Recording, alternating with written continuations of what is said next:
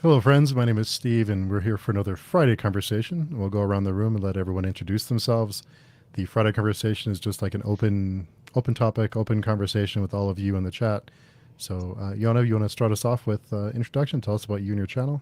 Yeah, sure. Hello, my name is Johanna, and it's a pleasure to be back on Steve's channel. We did have one of these informal Friday conversations a while ago.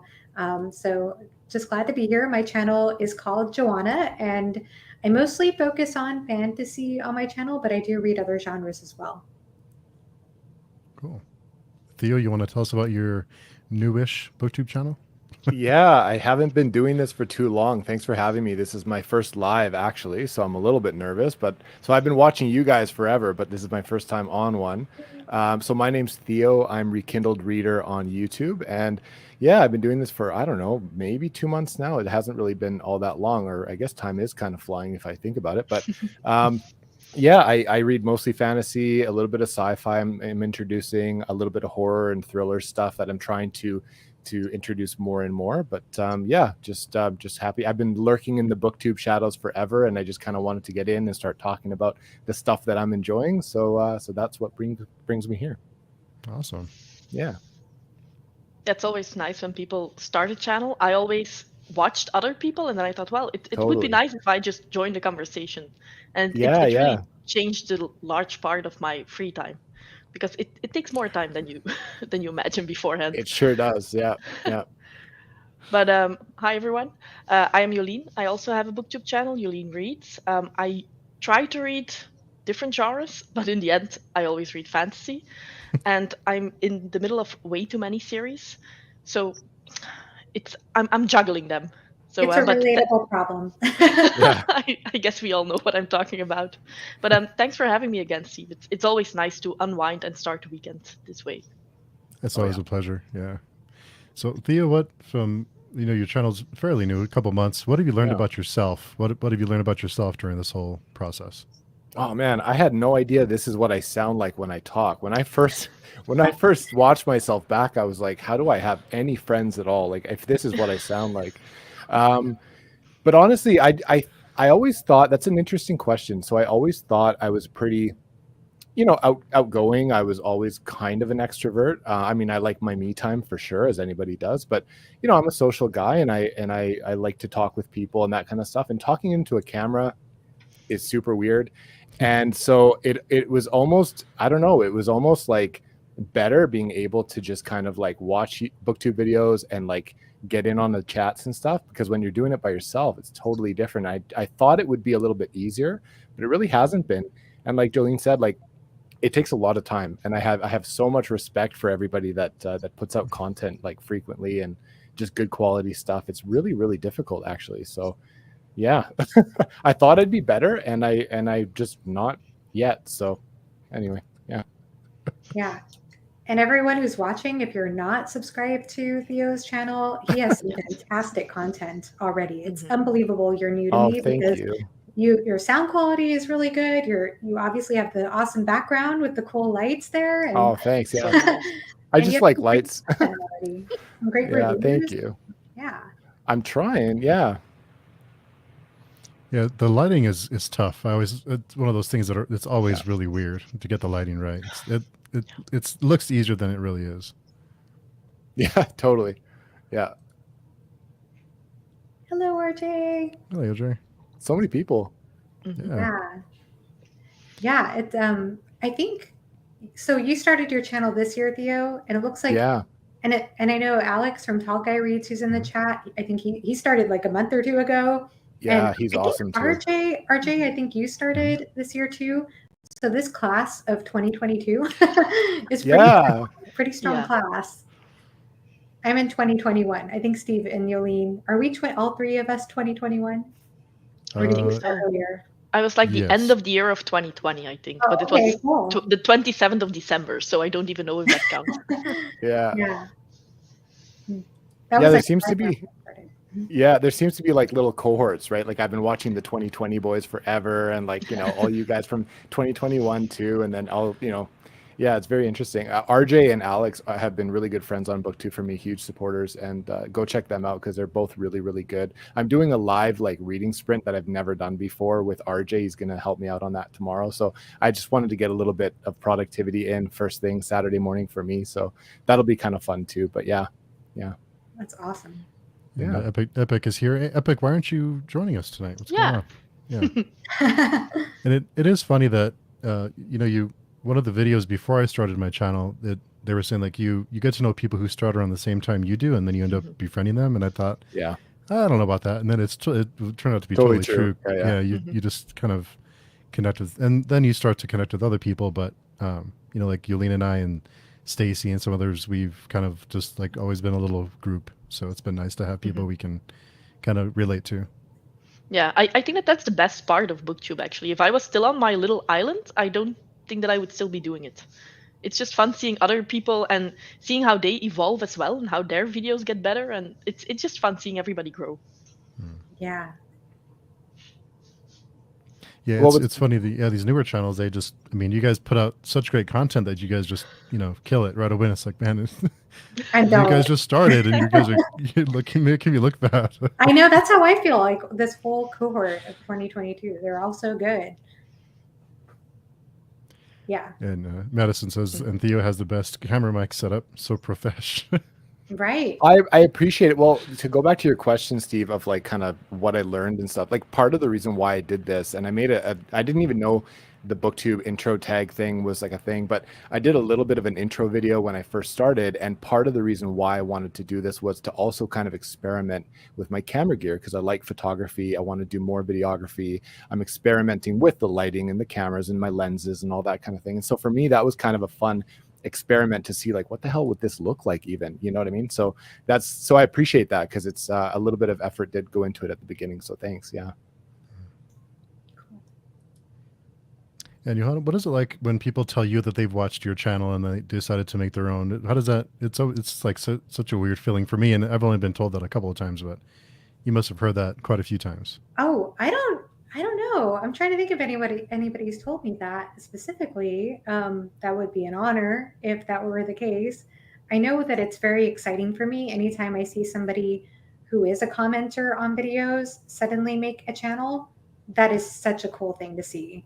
But yeah, that would be, I'm all for everyone starting a channel because I feel like there's just space for more voices and more community. I think the hard part is just getting around to watching everyone's videos.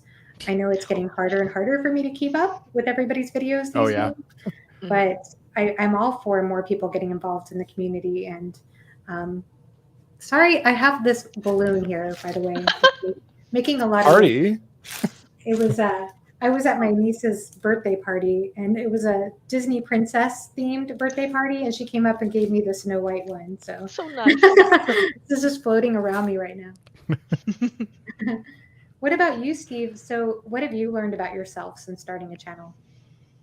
Well, like Theo said, you start to you record yourself and then you hear yourself back and you're like, man, do I really talk like that? Do I really sound like that? And is this me? Yeah. Yeah, like I don't make any sense. Like I wouldn't know what I'm talking about. So that's one of the things that I try to. And then I make all these weird noises. And you go back and you edit your videos, you find that you make all these strange noises, and it's really weird. I'm like, do I really sound like that? I must drive everyone crazy. But yeah. Yeah. And what about you, Jolien? I realized that I can speak, and it's not just that my voice sounds weird, because I can listen to myself actually, which is pretty difficult when you edit. You don't want to hear your own voice. But also, when I think about making a video beforehand, I know what I'm going to say. And in my head, I sound like extremely professional and I'm an expert. Yeah. And then I get in front of the camera and I have to start 10 times because I stumble over my words or I do a strange breath intake. And that's especially what I see during edits. Like I start and it's like, and then I start talking. And in the beginning, I didn't cut that out. So if you watch like my first videos, that's extremely awkward, seeing like the different cuts after another. Now I hope that I'm a little bit better, but it's just so much more difficult when you turn that camera on while you're still alone in the room. And I don't know why I was so stressed out when I started, but it's a completely different feeling. Yeah. Yeah. but it gets better in time. I, Like my I hope first so. live, I was so stressed, and I think that it was with you probably, Steve, because you kind of got me going with all of the lives, and I was so stressed out. And in the end, why? Because it's just a fun time with friends, but everything that's new, you don't really know what to expect. It can be stressful at times as well. That was the blade itself, right? I think that was the first one we did. Yeah, Yeah. true. Yeah. Well, it was also like 3 a.m. for you, so that probably didn't help. That's understandable. Also true. Yeah. And I do a booktube channel, but I'm too quiet. You could still do a channel and just just do keep it. things simple. Just You do can it. be quiet. That's fine. Yeah. I don't think everybody needs to have like a big, loud personality. I think that was kind of a hard thing for me to recognize when I started a channel, because I remember starting a channel and I was a huge fan of Alan from the Library of Alexandria. Totally. And I would watch his videos after watching my own videos and think, I have no personality. I just have like no personality at all.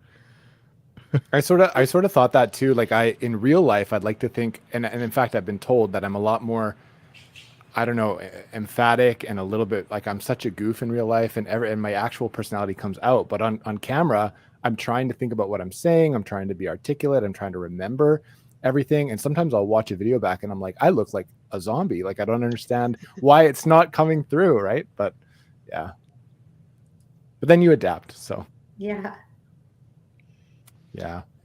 Madison Goodyear says, you guys inspire me to start getting back into the swing of making videos again. I miss it. I need to get off my island. Please do so, Madison. Yeah. Madison's awesome. She's been such a good friend of mine, and Medic's on here too. And I've just met so many good people. It's really incredible. I mean, I kind of knew the community was that tight knit. And that was actually going back to your point, Johanna, like I was kind of wondering how the bigger booktubers felt, not even the bigger booktubers, but even you folks, like the people that are a little bit more established, they have a bit of a following, they have a community, they get together frequently like we are now. Do you guys feel like intruded upon a little bit? Because you guys really like extend these olive branches and really just kind of like bring people in, and it's kind of nice to see. But I wonder, is that cool, or is that like, is there too many people coming into booktube trying to do booktube? Like I don't know, it's probably a weird feeling for a smaller booktube, a channel. Do you want to answer that first, Steve? I think the more the merrier. I think there's plenty, there's enough. Yeah. There's enough to go around. And everyone should have. And it's honestly, I get excited when there's new channels that pop up, because like the USA. I do too now. Yeah. I want to hang out and get to know you, and let's talk about books. Let's hang out. So I get excited when there's new channels, and I think there's plenty of room for everyone to have their different voice. And we talk about different personalities and different ways of presenting yourself, and all that's. It's good to have everything, because what one person may not enjoy, someone else will enjoy. So you kind of find your little groove, and you find your little people who watch and who enjoy it, and then you get to make friends like this. Totally. Yeah. And I think Steve is, by the way, such a great example of somebody who just reaches out to so many channels. That's been a big trend on your channel since the beginning, is just trying to bring attention to new booktubers. I don't equate worth with how many subscribers a person has. I know people do that, because I've felt people do that even with me, like who are newer channels, like, oh, wow, she has 2,000 subscribers. And I just don't see people that way. And I felt like it was very meaningful to me personally. When I started a channel, I think I did kind of think that way about bigger channels, because I had seen a lot of YouTube content in the past in which people had said, even on BookTube and other BookTube circles, not necessarily fantasy BookTube, I had seen people say, if you start a channel, don't expect bigger BookTubers to suddenly be your friends. Just try to make friends with people who are also in your group, who are also starting channels. And so I went into starting a channel kind of with that mindset. I didn't expect anybody who had a bigger channel than me to necessarily take me in as a friend. And I was kind of like, I was very humbled and honored that so many people that I had interacted with prior to starting a channel were so gracious and kind and friendly to me. I just wasn't expecting that. I think that's an unusual thing. I think that that's something that's very unusual on YouTube in general. and Yeah. more specific to this particular corner of BookTube, because BookTube is huge.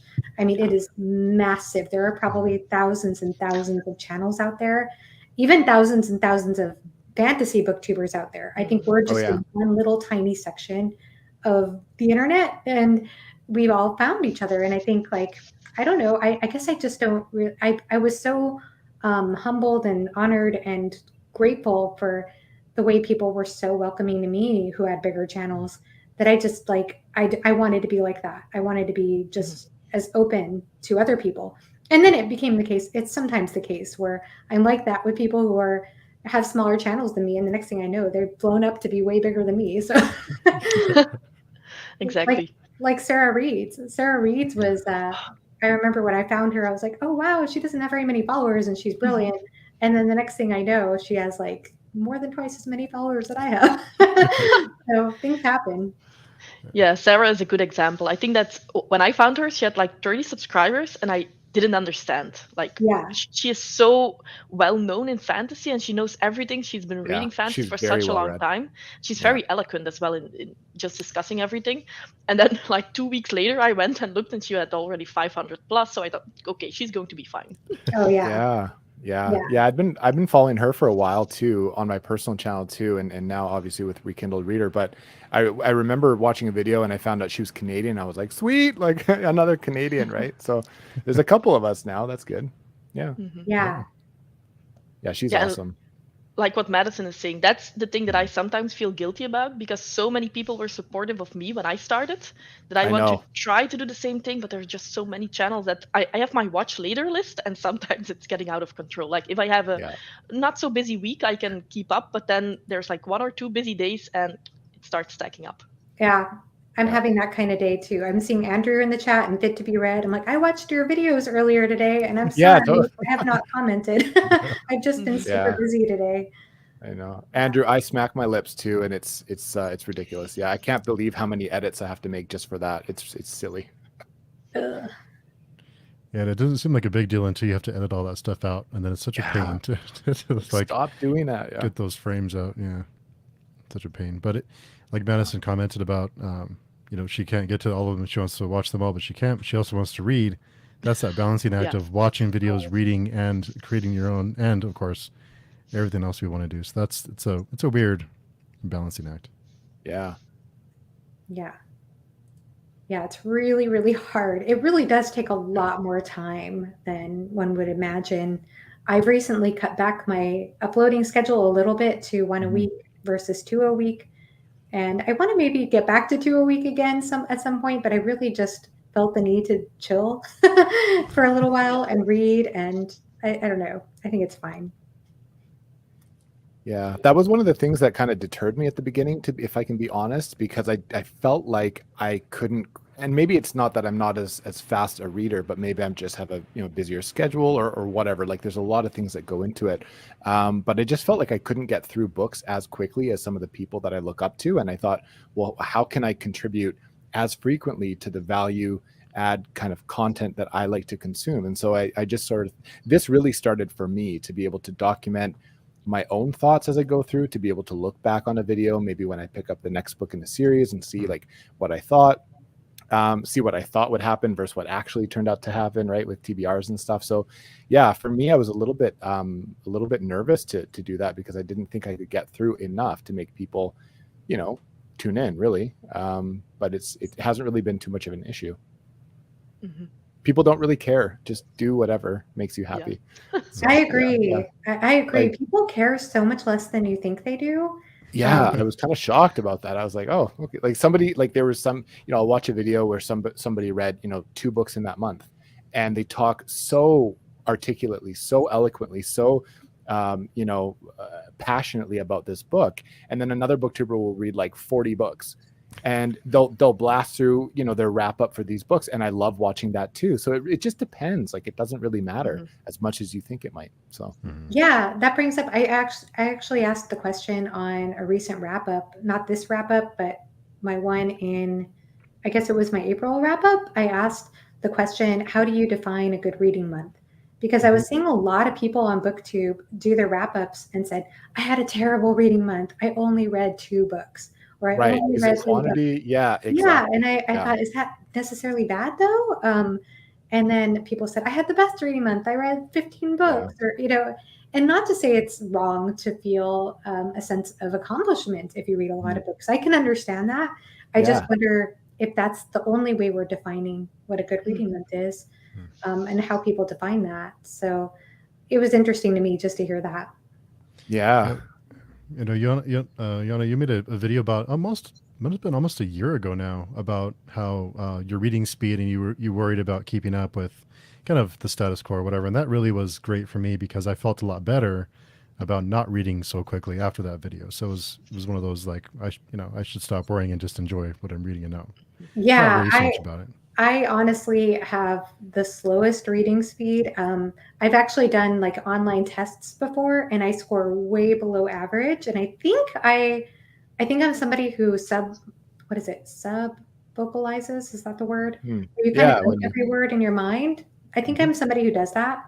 And I think I've gotten a little bit faster, but not a lot, and not a lot. And it's something that was really hard. Really, I don't know why. It's something that and I know a lot of people are going to think, oh, booktube culture. It's not booktube culture that has made me hard on myself about that. I've always been hard on myself about my reading speed since I was very young. So even though of course, booktube culture does make it even more challenging because then you see people fly through books super, super quickly.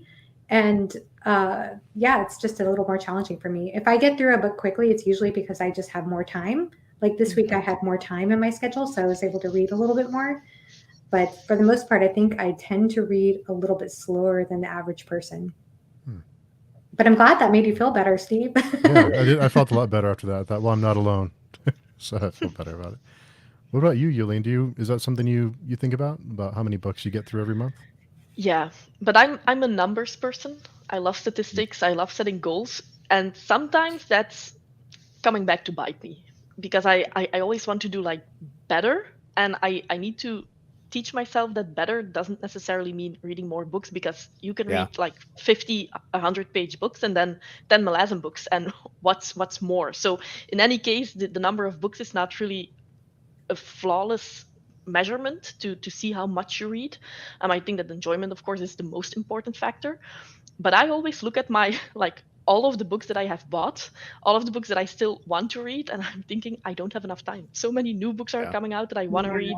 So if I have a slow reading month, I just feel like I have set back everything that I want to read with a couple of months. And that sometimes feels a little bit stressful to me just because I set those goals. And maybe I should just let that go a little bit more and buy less books probably as well. But, Yeah. Are you, Jolien, are you hard on yourself? Like when you don't hit, let's say you set a TBR and you know that you can at least get through 8 or 9 or 10, but whatever, and you don't hit that, are you hard on yourself about it? Or is it just, oh, I wish I could have, right? I try to not be too hard, especially if I know why I haven't read that much. Like now work is crazy, so when I get home, me too. you can't read. Like reading is not something that you can do and just shut your mind off. You have to be actively knowing what you're reading. So if I know that that's the case, okay. But if I know that I've just been like on social media the entire time, and that's not something that I see as very valuable, productive, then I feel or like whatever. Then I feel like I could have spent my time more wisely. I think I'm the same way too. At the end of the month, if I look back, I'm like, I wonder what I could have done differently, right? Like I'm not hard on myself, but I'm like, I think if I just cut this out and maybe that out, I could have fit in one more book, and I think I would have derived more pleasure or more joy out of that. And then that changes my habits, which I do appreciate. That is a good thing, for sure. And Fit to be Read said, Theo, I bet when you have been doing this longer, your zany yourself will come out more. You won't be able to contain it. Which I think is true. I hope so. I'm sure it will. I always think of Philip Chase when I think about that, because it felt like he was so, he's evolved. Hey, he's become Philip's so amazing. much more silly in recent months, and I love it. His thumbnails, hey, they've just gotten perfect. Yeah, exactly. Yeah, and I feel like he's kind of pulled me along with that, so I appreciate that, because I feel like personally, I'm my happiest when I'm not taking things so seriously. And so it's good in life when we don't take all this stuff so seriously. I mean, we're talking about books, we're talking about fantasy. Let's just have fun and be light about it. By the way, if you guys see me moving around down here, it's because the cat decided to hop on. Oh, what a cute. So this is Gordon. He doesn't want to. Okay, well, Gordon. all right. Oh. Yeah, Lord Gordon. My wife will be very happy to see him if she watches this, but Lord so Gordon. he's bugging me. Yeah, so stupid. Love for the cat. So, Loving yeah. all the comments in the chat Mhm. too. I think it's Yeah. cool to hear different Yeah. people's thoughts about the reading quality and things like that too, Mhm. and about reading speed. Andrew's one Actually, of those channels that I just was came gonna out of say, nowhere. yeah, and I was gonna say that we're making fun of Steve, but like Steve is such a community, but not making fun of Steve, Thank but he's you. mentioning Steve, and he's such a community builder, and I've heard Jolene say that before, and I would equate that with Andrew too. Like Andrew's 100%. Wizards of the Reeds, he's such a community builder. Him and Nico have done amazing things over at that Discord, and yeah, there's so many people here that have really contributed to that, which is another reason why I wanted to be part of that. It's just a great place to be. So Yeah. I appreciate you guys. Yeah. And Fit to Be Read too. He has such a wonderful channel on Sci-fi, and he's just so active, obviously, in these live shows and just tagging people in his videos. I just watched his wonderful tag that he did yesterday. That was awesome. Yeah. But yeah, I think honestly, I think the channels, like even you were asking about like newer channels and the olive Yeah. branch and that kind of thing. There are so many channels, and I do sometimes feel like sometimes there are people who reach out like, hey, will you watch my channel, that kind of thing. But I've noticed that I definitely gravitate towards people, well, obviously, who like similar books that you do. I mean, that's always an inspiration point. But also just, I think I really gravitate towards people like you three and a lot of the people here in the chat who are into the community, who are Right. into like genuine interaction. Not just, hey, watch my channel. Like, look what I have to say. You know, I think I really gravitate towards the people who really want to have conversations. Yeah. Same. And then if I like the people, it doesn't really even matter what they're talking about. Yeah. Like I think Jonathan from Amazing Worlds, he reads a lot of sci-fi. I don't really read that much, but he's just such a nice guy that I watch his videos just for entertainment purposes. So it helps a lot if you know the person behind the channel. Absolutely. That is a great channel too. Yeah. Yeah, I watch for the content creator, right? For the person. And actually it works out sometimes, like it bleeds into each other a little bit. So I've met a good friend of mine, Jack in the Book Stack. She has a really good channel. I don't know if you guys know her, but she does a lot of stuff that I probably wouldn't read, a lot of romance, a lot of thrillers. Like I like thrillers too, but she's more into that and doesn't really do a whole lot of fantasy. And so she posted one time on a video that she was in a bit of a slump and she was looking for, the female characters she was reading were a little bit not great. And so she wanted something a little bit different. And so she wanted a strong female lead. There were certain things that she mentioned. And I recommended Nevernight to her, the Nevernight trilogy, because of Mia, if you guys know. And she loved it. And so she did this video and she vlogged it. Another Scott, the bald booktuber, who's a real life friend of Jack, recommended, I think, Lies of Locke Lamora for different reasons. And she actually really enjoyed both. And so she recommended to us that we try the new book. I think it's called Verity by Colleen Hoover, which is not a book that I would read myself. But I'm like, you know what? Challenge accepted. I'm going to read that one. And sometimes like I just watch because she's such a great personality. And she just does really good reading vlogs. If you like reading vlogs and stuff like that, it's good. She's great with that. And so it bleeds into each other. And I watch for the person. And if we can recommend some things a little bit outside of our comfort zone sometimes, it's a bonus, right? Yeah. So it works out. I love that. I'm going to check out her channel. I know I just saw her channel recently and I really want to check out her content, but I haven't read Verity, but I have read another Colleen Hoover book that I really liked. Yeah. And it's also reminding me of Brittany from Books with Brittany, who was another channel that I was subscribed to before starting a channel. And she was so gracious to me when I started my channel and agreed to come on my channel and became really good friends. And nowadays she's a little less into fantasy. She's kind of dipping in and out of it. And she's going more towards like contemporary fiction and things like that. And it's also inspired me too to pick up some other books. To branch out a bit. Yeah. And I love that. I love, as much as I love fantasy, I find actually taking a break from fantasy now and then and reading outside the genre, sometimes it actually fuels my love of fantasy to come back to it. Like it, Yeah. I don't know. I think it deepens Mhm. my appreciation. Yeah. And our friend P.L. Stewart, he's my co-host of Page Towing, he says the contribution of YouTubers and to the careers of authors cannot be overstated. A lot of authors, especially indies, directly attribute breaking out in terms of exposure thanks to YouTubers. Yeah. Wow. That's Yeah. great. It's good to hear. I think it's important for sure. And I really Yeah. want to read The Drowned Kingdom. Same, That's yeah. another one I really need to get to. I have a huge self-published list, and Andrew keeps on adding to it. Yeah, I Andrew- was just gonna say, go to Andrew if you want some good self-pub stuff. Like I've been adding to my list and it's getting out of control. I'm like, I have this FOMO of like I just need to read all these books, but I also want to branch out, but I also want to do the indie stuff. Like there's just too many books, too little time, but it's a good problem to have, I think. So yeah. Just to show you how influential booktubers are, you all Yay! convinced me to read them all out. He just started Gardens of the Moon a couple of days ago. Wow. Yeah. Ooh, it's nice.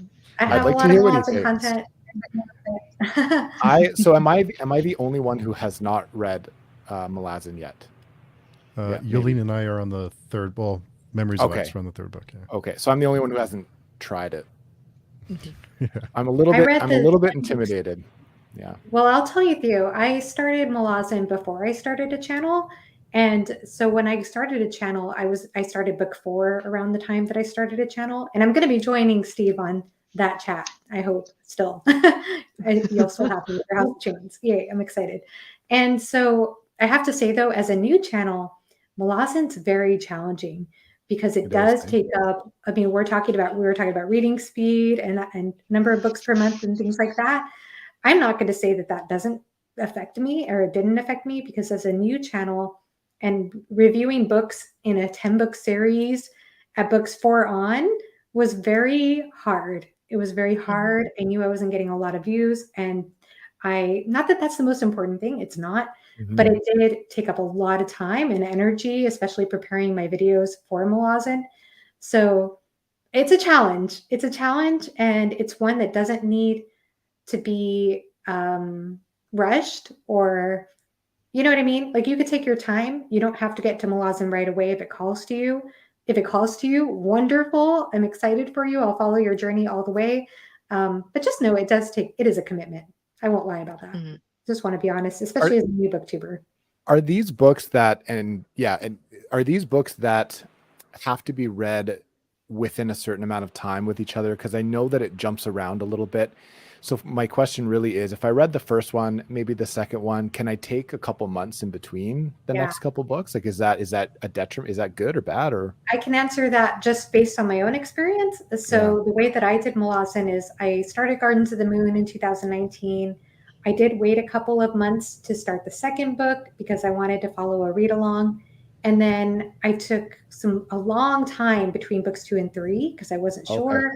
And then a few more months till book 4. And then I went straight on and decided to prioritize the series. And once I decided to prioritize the series and read a book every couple of months, I think is the pace I went. And then up until the end, it was a book a month. Then I think I had a much better experience personally. And I think it was a hard thing for me to have spread out the first 3 books to the extent that I did, because a lot gets built upon with the first 3 books. And the first 3 books are going to they're very different from one another too. They're very, very different from one another. That's what I hear. Yeah. It sounds very interesting. I see there's a bunch of people in the chat that haven't read it yet. And Chris, you're right. Like there's no rush. Like we'll take our time. We'll get to it when we get to it for sure. Yeah. Yeah. It's on the list. I'm intimidated. It's just not a series you can like really binge, you know what I mean? Like when I read A Song of Ice and Fire, A Song of Ice and Fire is one of my favorite series. That's your jam. Yeah, I know. Yeah, but I remember when I read those books, and that was a while ago, so I probably need to reread them. But when I read those books, I remember I just went back to back, and I just couldn't put the books down. And Malazan's not quite like that. It's more, it like definitely made me slow down and process, and that's not going to be everybody's jam, you know. This is I heard the word work attributed to it. Like it takes a little bit of work, and I was like, nope, see you later. Like, it does. It does. I mean, I honestly think it does. I know everybody will say, "Oh, you don't just read them, don't worry about it." And I could see that point of you could say that when you finish, because when you finish, you're like, "Oh, of course, you didn't have to work that hard." But even then, I think that there has to be a balance between kind of taking some time to absorb and do some active reading and engage with the text yourself, and also just kind of flowing with it and not trying to figure out every single detail. You have to have a balance between those two, and that's hard to do. I found that balance challenging, to be honest. Rewarding, but challenging. Yeah. What do you think about that, Jolien? What advice would you give someone who wants to start the series now that you're into book? Yeah, please. That's a good question. Well, I would definitely say prioritize it. Like, I'm in the middle of 20 series right now, I think. So starting Malazan as well was probably not the best move. Like, I'm loving it so far, but I think that it definitely needs to be your main series at that point. Just because I'm just now at book 3, I see a couple of names I don't really remember. Where did I see that name before?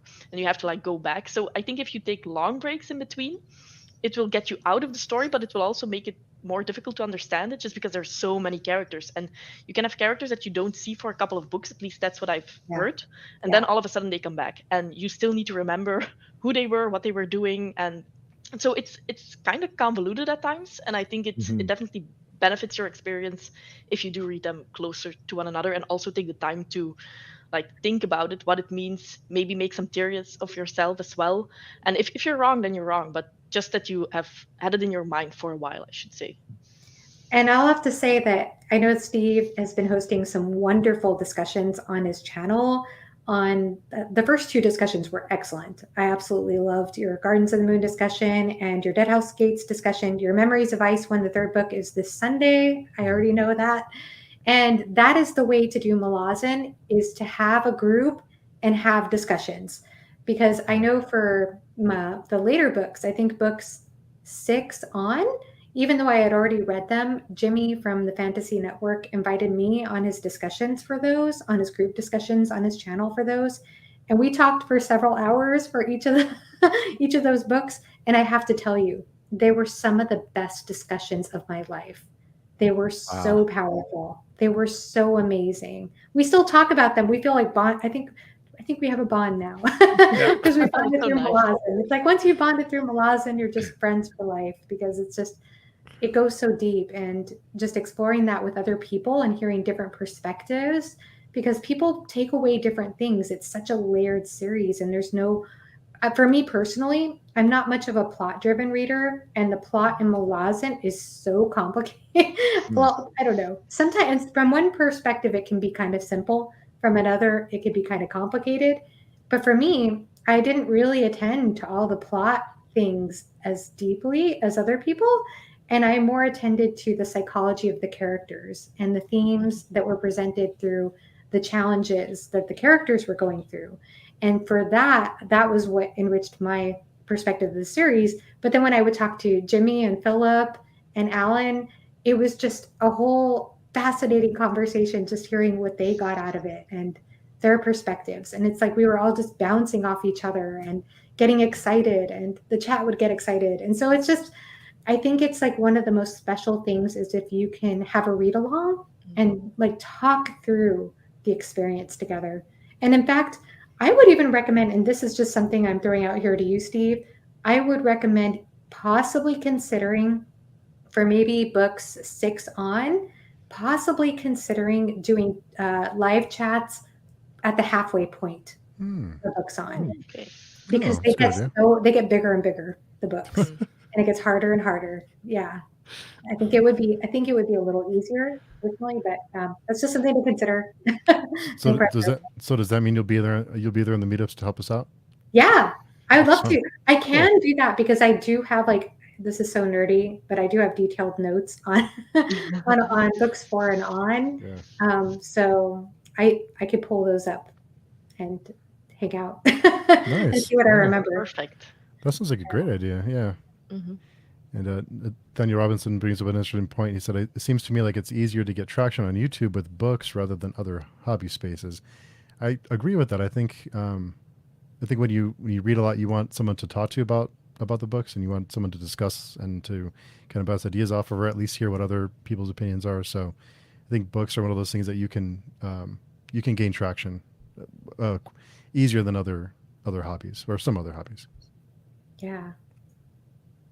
Speaking of hobbies, what are some of your guys' other hobbies outside of reading? What do you guys get up to? Go Well, ahead, Steve. I like to paint. I haven't done it as much lately, but that's a huge hobby of mine, is doing artwork. I know Jolien does bullet journaling, and so I like to do that too. So I'm it's a kind bit behind. yeah, mine's just very basic right now, but I like to do that kind of stuff. I'm trying to think. My husband and I sometimes play video games together, though not very often these days. He got into, what is it, Elden Ring, that game that everybody else was playing. He was into that for a while. I'm trying to think of what else. Anyway, what about you all? Julian, what about you? So I used to play a lot of board games. I'm actually going to board game day tomorrow. I'm very excited for that. But it's been a while because for board games you need to have other people who like to play as well. And then with Yeah. what happened the last couple of years, it was very difficult to meet up with people. I know that some people played board games online, which is perfect if you can do that. For me, it just didn't have the same like magic or the same atmosphere than playing in person. And sometimes I can make my husband play board games, but they need to be like entry level. He doesn't really like the more longer board games where you really have a lot of rules.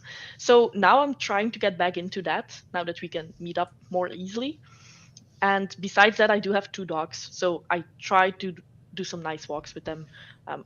I try to do that every day. Doesn't really happen, but at least in the weekends, like go to a nice place and have a walk. That's nice. Yeah, it's good Nature to is get always outdoors. wonderful. Mm-hmm. And you like to mountain bike. Yeah, I have the scars to prove it.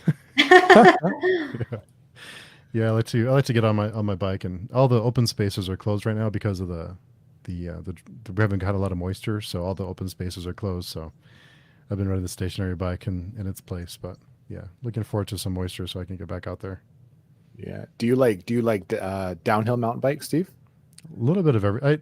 Yeah. I kind of feel bad when I just do downhill because I don't feel like I earned it.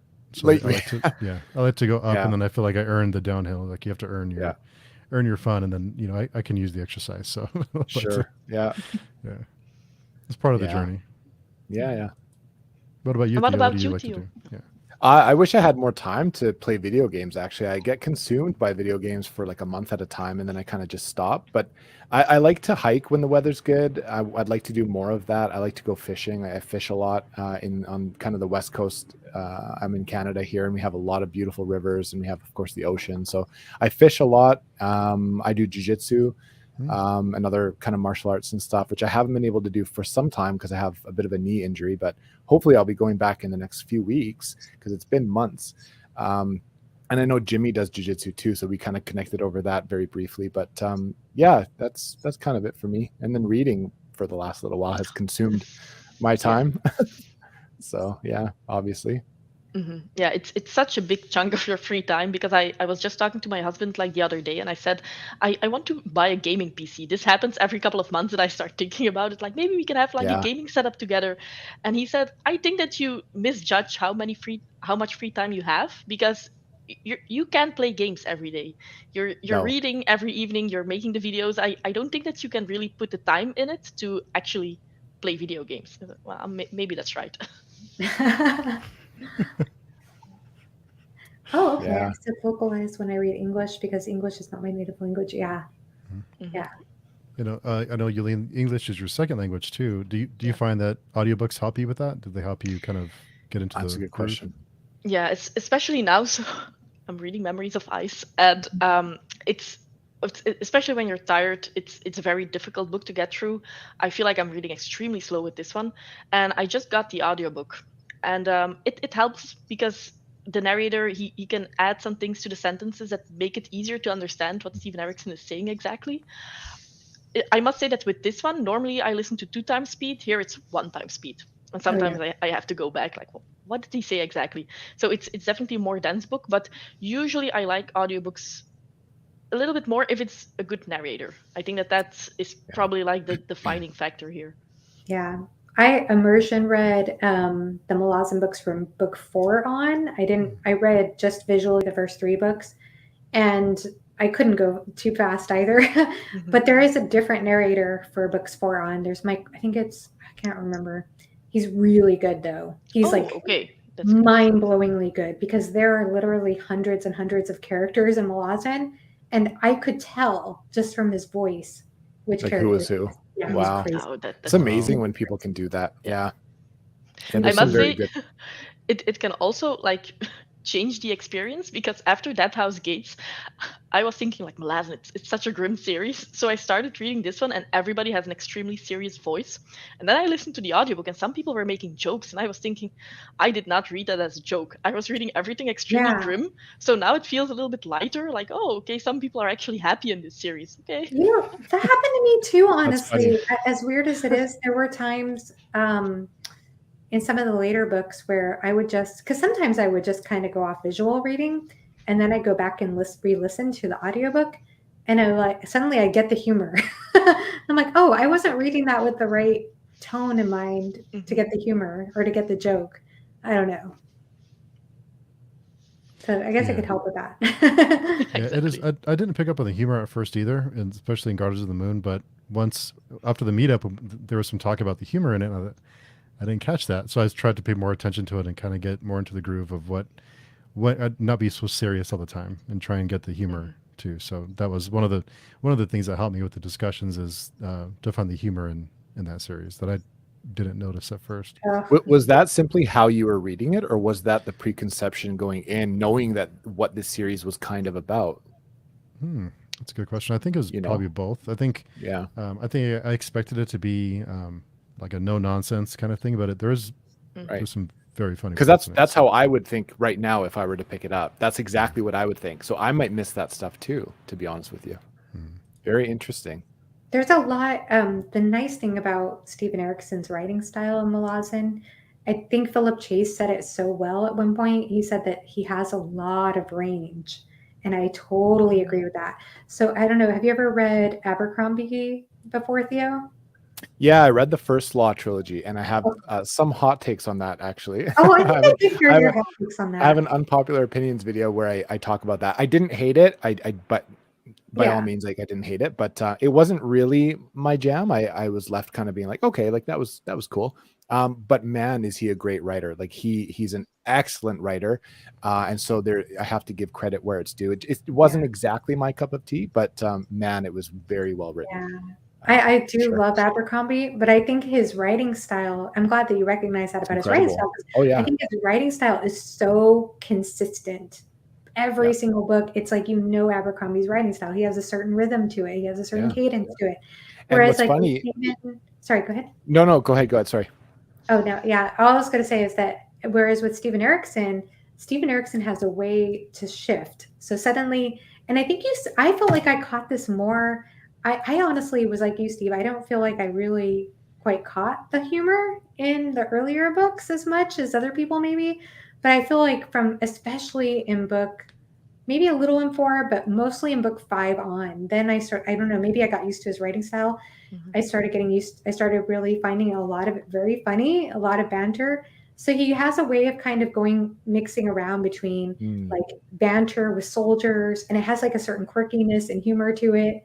And then he can switch characters' perspective, and a different character might have a more reflective sort of way of looking at things. And then another character who has a more youthful way of looking at things or innocent way of looking at things. And his prose always seems to perfectly line up and match whatever he's writing about. And it's varied, and it's incredible the way it's varied and the way he's able to successfully execute a different sort of range, like I think like Philip said. Wow, that's amazing. That's actually what I was going to say is I got this, of course I haven't read Erickson, but I got a similar vibe from Abercrombie, because you mentioned it, narrators, when they're good, you can kind of just tell who's speaking, and they just have an incredible way of doing that. And with Abercrombie, it does, I mean, every piece of dialogue, you kind of just know whose voice you're in, right? Even when it's not mentioned, like you kind of just know who's talking and who's thinking and what. So yeah, he's excellent for that. definitely. Yeah. Yeah. I love Abercrombie's Yeah. humor. Mm. Yeah, those books were funny. They were Yeah. very witty. Yeah, very clever. And speaking of newer channels, Case Hidden Shelf is another channel that everyone should go check out. Yeah, Kay's Yeah. amazing. Really great I didn't stuff. know you were Canadian, Kay. That's amazing. I didn't know that. Awesome. We're taking over. Nathaniel says, Malazan, rein yourselves to taking notes. Yeah, I agree. I had to take Okay. notes.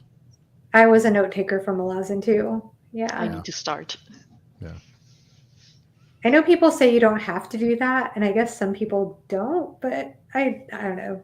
I kind of do. I think I also just need to look at my strategy again and maybe change some things because I'm a big binge reader, especially towards a life. I like to finish the book that day just because everything is still fresh and I'm in the zone. But for Malazan, I think I need to take more time with the Yeah. future books just because you need to like let it settle for a while in your brain and then you can continue. But if you read too many big chunks in one go, I don't think that that's the ideal way to go with these books. Mm-hmm. Yeah. I know not. This probably isn't the best advice to anyone. I don't know. This advice won't be for everyone, but there are some really good like Tor chapter summaries online for every chapter in the series.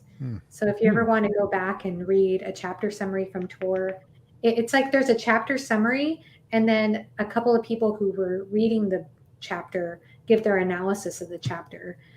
I didn't really read those a lot. I know Jimmy, I think, read those more. I don't know, but it can be helpful. I actually have some other friends too who were really into those. That's good to know. And they are helpful sometimes. That is good to know. I think that I'd probably look to that instead of taking my own notes just so it doesn't feel like as much work. Knowing that those exist will probably intimidate me a little bit less to picking it up for sure. Yeah. So that's good to know. Yeah. Yeah, I did read one. I forget what website it was on, but I did read a spoiler article on Gardens of the Moon after I was finished, and I went through and read the summary, and I was like, I didn't catch any of that.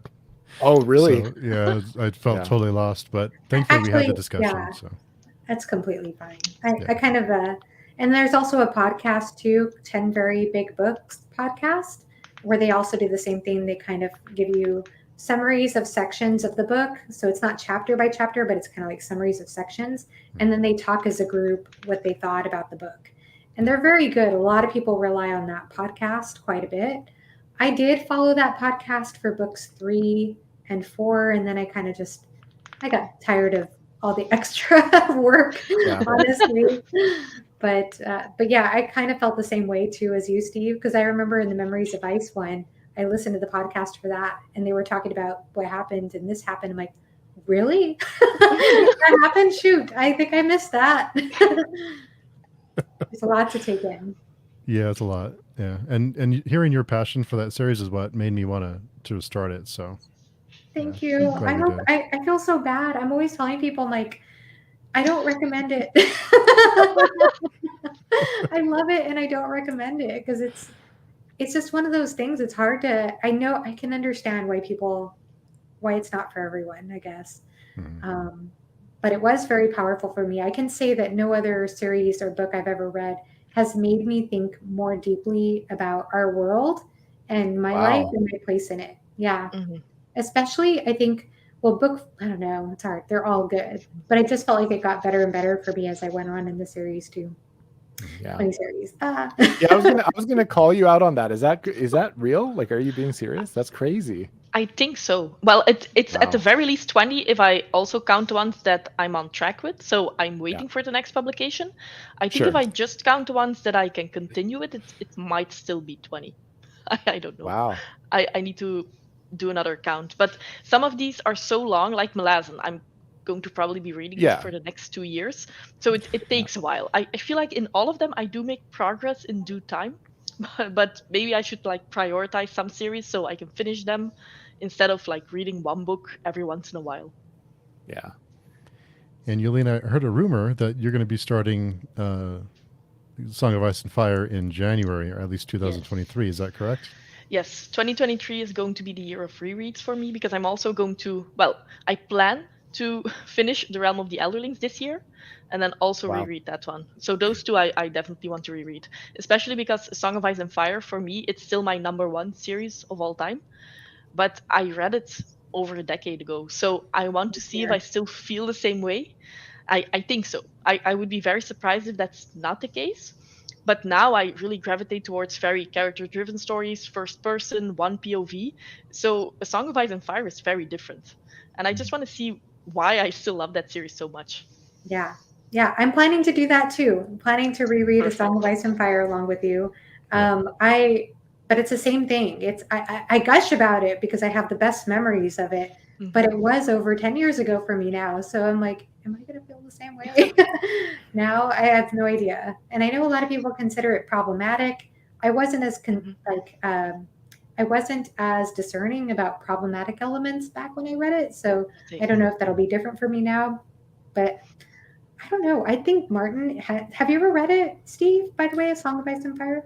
I've read half of Game of Thrones. Is all I've read, and I Oh, stopped. I had watched the series, and then I need space between the live adaptations and the books, so I put it Yeah, me down. too. Me too. So I need some space. So I'll be reading it with Jolien next year. I'm on board. Perfect. So. I might It's have to join you guys for that because I'm yes. embarrassed to say I've never read A Song of Ice and Fire, and seeing your passion for it, and Johanna, I saw a video where you were just like gushing about it, and I'm embarrassed to say I haven't read it, but it makes me want to prioritize it for sure. I might have to join you guys because I want to read it yes. sooner than later, and having a date that's not too far ahead, so that would work. Yeah, Mhm. It's that'd be perfect. kind of It cool. seems like a lot of people are going to join us, which is fun because then you can really Yeah, discuss the that might be series. helpful. Yeah, for Mhm. me in I particular, just for sure. don't know of any other author. And I might be, like I said, I might be looking back with like rose tinted glasses. I don't know. I'll find out. But I just felt like I don't know of any other author who was able to combine plot and character development in the same and world building. Like the way he sort of made all those things interconnected. I don't know. I know other authors do it well, but Yeah. he did it in such a brilliant way. People say Mhm. that a lot. People are like, yeah, like he's done it the best, or at least among the best for sure. Like I know Madison loves it too, and she says Fire and Blood right now. She's reading Fire and Blood right now. It's so good. Have you guys read that? People I who've haven't. read A Song of Ice? I'm No, so ashamed I Yeah. haven't read it. I think It's the on my reason, TBR, but I've heard it's pretty good. Like for people that love the world, yeah, they get a lot of value out of it for sure. But I think the yeah, reason I didn't read it is I was kind of bitter that it wasn't the the fifth or sixth book. I hear that a lot too. Yeah, But I do need to read it. I'm glad to hear that yeah, you're liking it, Madison. That's yeah. awesome. I wanted to give a quick shout out to another great booktuber who does not have enough. And I think there's so many great channels out there that for whatever reason just don't gain traction. I don't know if it's the Mhm. algorithm or just bad luck or what, but Kayla Lanzan does some great reviews. So go check out her channel if you enjoy some really, really fantastic reviews. One of the channels I've been watching for a long time. But I had a question for each of you that I think we talked about this a few weeks ago. But so for you fans of Song of Ice and Fire, if you could trade the series, the entire series, for the books being finished, would you make that trade? Would you wipe out the series and forget about it if all the books would be finished? Or would you rather have the series and not have the books finished? If you could choose one or the other. Wait, I'm sorry. I'm trying to understand the question. I'm like struggling with this. Yeah, me So too. if I'm you- like, do we so not if you- get the series? If you have an option to just totally erase the TV show, that it never the happened. TV show. Okay. The Ah, TV show. Oh yeah, get rid of the TV show. Okay. Yeah. Okay. 100%. That was a I Yeah. quick. agree. That was a quick That's one. not even, that's a no-brainer. I was never that crazy about the TV show. I liked the first couple of seasons, Mhm. okay, but I've always thought the books were better. Yeah, I agree. I must say that I really enjoyed the first couple of seasons, and then afterwards and I don't know if it's really that bad or because everybody else was hating it, you're like on that same mindset. But yeah, that last season was not the best. But Yeah. now people are starting to say like, it already started at season 4, and I'm thinking maybe I need to rewatch it. I don't know if I felt that way. I just know that the last two were not the best, and of course they didn't have the source material, so yeah. kind of obvious where that went wrong. I think I'll be I was right back. By the way, little- I'll be right back. Oh, Sure. sure. I think I was a little bit more particular back when I watched the show about the adaptation needs to follow the book exactly, that kind of person. I'm not really like that anymore. I feel like I'm a lot more open-minded to adaptation than I used to be. But at the time, I remember thinking, they've changed too many things in the story and they left too many things out. And how are they going to bring this together when this comes up later on?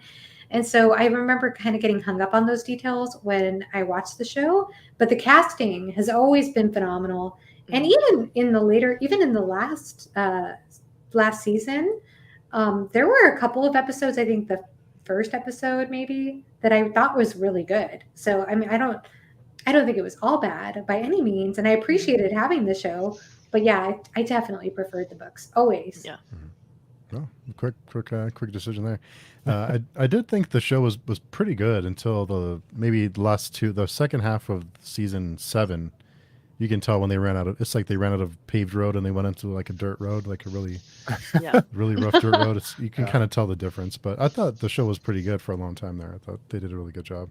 But I haven't read the books, so it's different for me. So. You know what's weird? And this is another reason I'm really excited to reread that series is that I don't remember. I know when I watched the show, for some reason, the graphic material on the show and the brutality on the show, for some reason, I felt like it was a lot harsher on the show than it was in the books. Is that the case, Jolien, or was it really that brutal in the books? I must say, at this point, and that's also why I want to reread it, I don't really know the differences. It all blurred in my mind into one big mesh, which is Game of Thrones. Yeah. And now I want to see where are actually the differences. But I think that I actually thought that the books were darker, but I also read them when I was a little bit younger than when I watched the show. So maybe that's why that I was a little bit, what is this? But I think that especially Tyrion, for me, he was darker in the books than the show. Yeah.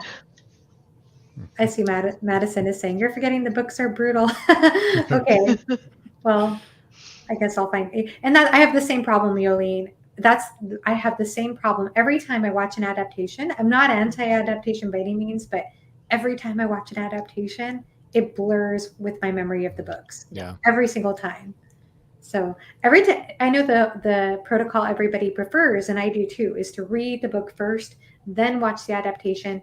But I'm finding now as I'm getting older, it might benefit me to do it in reverse, to watch the adaptation and then read the book, just so I can have the book source material in my head. Yeah. Speaking of adaptations, I thought the Expanse series was pretty good. I started on Sci-fi and then went to Amazon. I thought that was pretty good. We're going to start the series for the summer, the Expanse, but to be read. So I'm rereading the Expanse. I still like it, but I'm still on at book 5.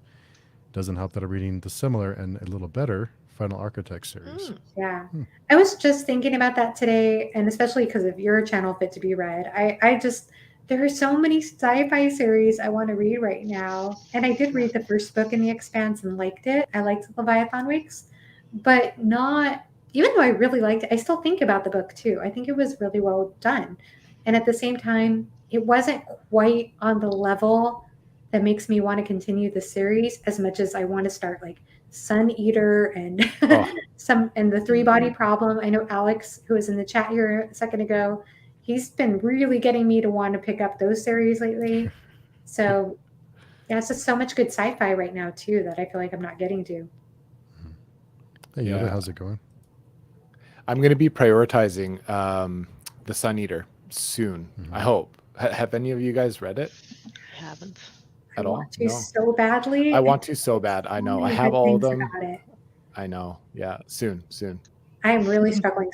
But I'm going to prioritize. So I'm prioritizing Farseer. I'm going to start Assassin's Quest. Actually, hopefully tomorrow I'll start that book. Oh, yay. Cool. Yeah. And then after that, after I finish the Farseer trilogy, Warlord Chronicles by Bernard Burwell. Please. Need to get to that. If I could freeze time and open up the space, then Steve, I would be joining your read along for The Darkness That Came Before.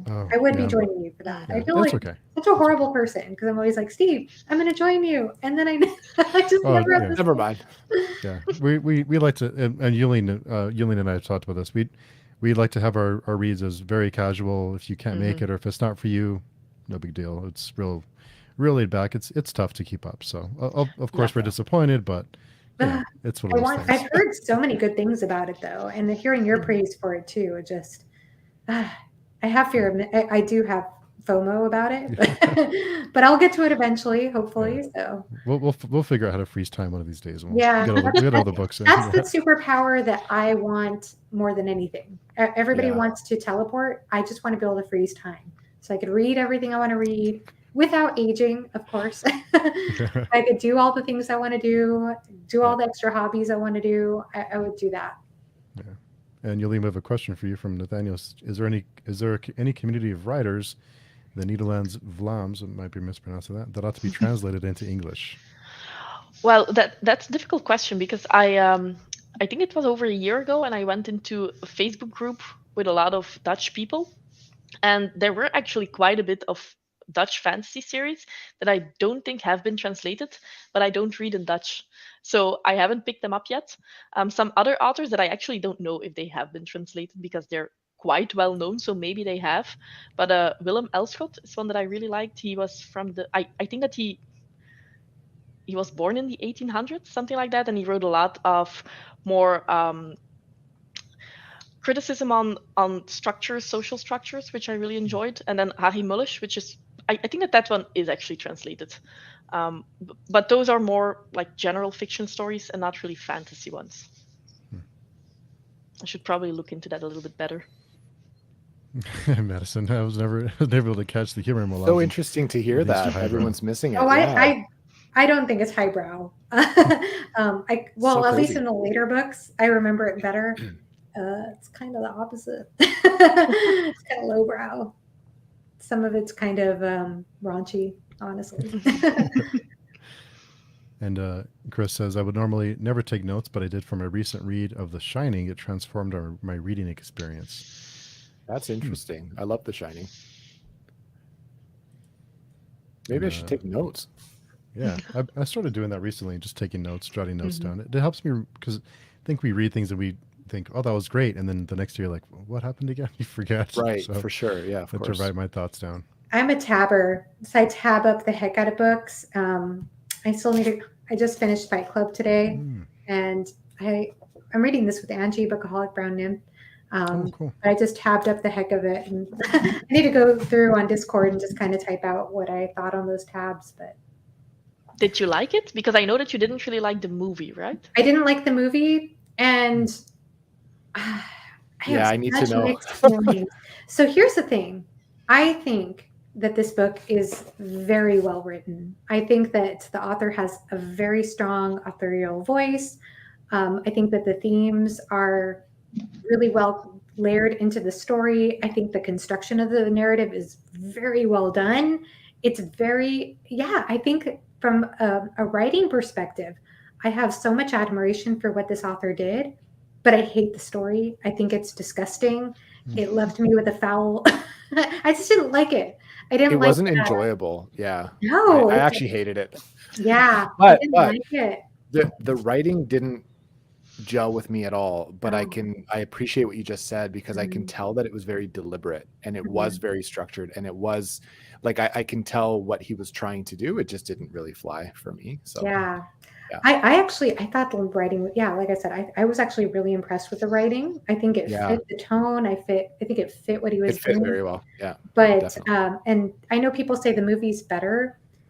I think the movie and the book complement each other quite a bit because the character that Brad Pitt plays in the movie was so good. Like he did such an amazing job with that character. So when I was reading about that character in this book, I was able to buy it. Whereas if I hadn't seen the movie, I wouldn't have bought it at all. I wouldn't have bought the character and I would have been way more frustrated with the story.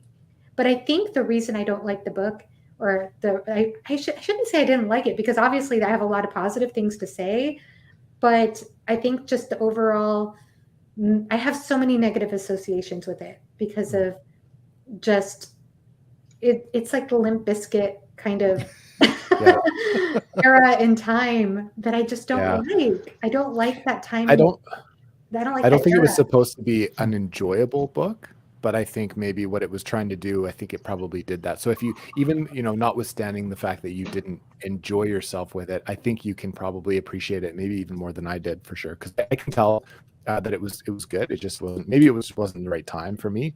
But I do agree that having watched the movie, I think gave me a better experience with the book too, because that aesthetic in the movie is exactly what the book I think was trying to do, and those characters were iconic, right? So yeah, it actually helped having seen the movie. Yeah, for sure. That's exactly it, Theo. I think that just nails it too. It's a certain type of aesthetic. Yeah. I wasn't the right audience for it, but I Right, totally. totally respect people. If anybody's watching and loves this book, because I know it's very beloved, I totally respect you if you love the book and and it matches your aesthetic. I just think for me, it wasn't to my taste. It's not my aesthetic. Yeah. Yeah, Fight Club and Limp Bizkit sounds like high school. It was a little bit later for me. I think that, but I didn't like that era in music or in culture. It was a strange period of time because we had that, like the alternative, like grunge kind of style, like that started kind of fading away, and then we almost went back to like a pop, and then like there was like new metal. It's a weird transition period during that period of time. Yeah. Yes, exactly. For me, it just didn't have that sort of era of music and stuff. It didn't have the depth, I think, that, I don't know, I might be just talking from my own bias, from my own culture, but we're upbringing. We all do. Yeah. Yeah. Get off my lawn, kids. Get off my lawn. Exactly. Alex says, Johanna, I found a Right House Chasm in a used bookstore the other day. Can't wait to read it. Oh, I loved it. I've been hearing a lot about that. Yeah. I loved it. So this book is by Jenny Wirtz, and it's a standalone. And I think I kind of mentioned in my recent, my wrap up, I just feel like I need to be transparent to people. The writing style could be an adjustment, I think, for a lot of people who are used to modern fantasy, because it's with an omniscient narrator. She uses a lot more archaic word use. She has a lot of like formal asides. Things are the word ought, for example, AU, GHT. It's just very formal the way she writes. And I know that can be something that people have to kind of get used to or adjust to. Yeah. Yeah. So I know, like, I have one friend who read it and she said, I couldn't really gel with the writing style because of that, but she still loved the book. But overall, what Jenny Wirtz was able to do in one standalone, to me, I feel like it would take most writers a full series to achieve what she achieved in terms of world building, in terms of character development, in terms of like sensitivity to some very deep, nuanced themes. So obviously, I'm going to probably talk about that a lot tomorrow because we're having a live show on it. But I was so impressed. And I think, like, for me, to be won over by a book, and this is also why this just isn't to my aesthetic, is that I feel like I like books that have a lot of heart to them. And that book to me had a lot of heart to it. And so it just really appealed to me for all the reasons I just said. Jenny Wirtz is joining you guys for that, right? Is that she the one you're is, talking yes. That's amazing. Yeah, very cool. Yeah. Jenny she's brilliant, and she is so fun to talk to. We're also reading that one, and I think we're planning September for that. Red House. I cannot wait to hear your thoughts on it, Steve, because I just thought it was brilliant. I really, really did. I was completely blown away. Honestly, it's my favorite book of the year so far. Wow. Yeah. I was surprised too, because I've been reading Robin Hobb, and you know how much I've been talking about Robin Hobb, and I love Robin Hobb, but like I said, it's because of what she was able to do in one standalone. I just have never read. It's a lot of people's favorite standalone for a reason, and I would say it's towards the top of my list as favorite standalones now, unless you count Lord of the Rings as a favorite standalone. If that's considered a standalone and not a trilogy, I guess it just depends. I would put Lord of the Rings above that, and I know you guys don't like Lord of the Rings, but I did love it. Like I said, I think it kind of has a more classical approach, but at the same time, it's not classical in the sense that you don't get a lot of info dumps or anything like that. It starts like right in the middle of the action, the in medias res approach. So I thought she just did an incredible job. She did an incredible job with it. And it's funny because I've not interacted with Jenny much. I did watch that interview that you had with her, Steve, and I see her on Twitter, And I've seen her picture and I thought, oh, she seems like such a nice and lovely person. Oh my goodness, she's so mean to her characters. She's just brutal. She is brutal. She's ruthless, but it was incredibly well done. Yeah, she's wonderful.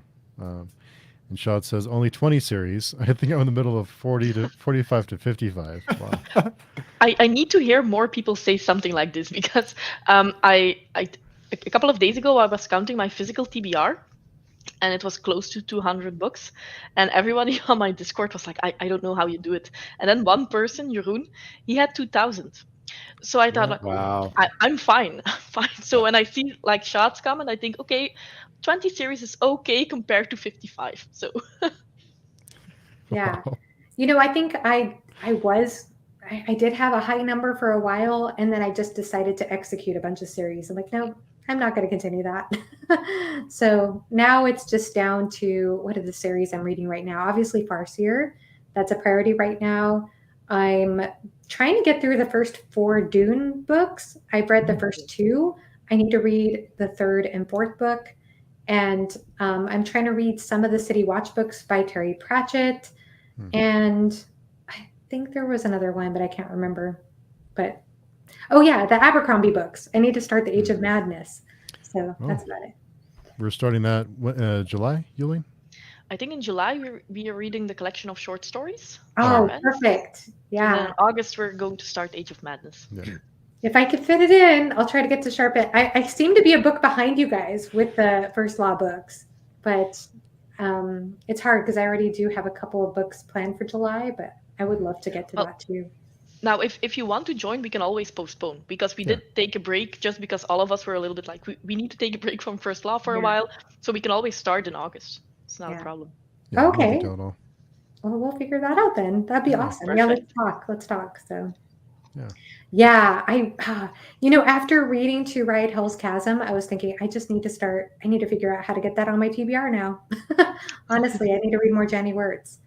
Now, the cool thing about the Jenny Wirtz book too is, for me, because of just how she's very intelligent, like you said, Steve. So she just brings a lot of depth into her world building, into her characters. At the same time, what I liked about it is, and I think it's going to be very different in her series. I think this is going to be very, very different. But in the standalone, the plot is very simple, which I like because I'm not a very big plot-driven reader. If you're somebody who needs a big plot twist, that kind of thing, if you are a big plot-driven reader, I don't know if this would be the book for you 100%. But I still think it was just incredibly well executed. Wow. And yes, I am thinking that, Madison. We have a little book buddy reading group off to the side, and we're always looking for little standalones to fit in. And that's kind of what it's for. It's something outside of our normal TBR, outside of our normal comfort zone, maybe our normal schedules, and maybe even normal length, because sometimes those fantasy books get really, really chunky. And if you saw me looking down for a while, I was literally adding it to my TBR as we were speaking. Yeah. So Madison, I think that's a good one. That's very high praise from you guys. If you want to hear, we're going to start spoiler free tomorrow at 2 p.m. EST. If any of you are free and want to join us. Yeah, I have to now. Yeah, over on Philip Chase's channel. We'll start spoiler free, just talking about it. And I'm sure he'll have the replay too if you can't catch the live. But I'm sure we'll have a lot to say, even just spoiler free about it, because it's very exciting. Yeah, it's really, really amazing what she's able to do in a standalone. Like, I've just not seen somebody go to that length in a standalone before. Wow. Yeah. I got to read this. We got to read this, Madison. I hope I'm not overbuilding it, but I really loved it.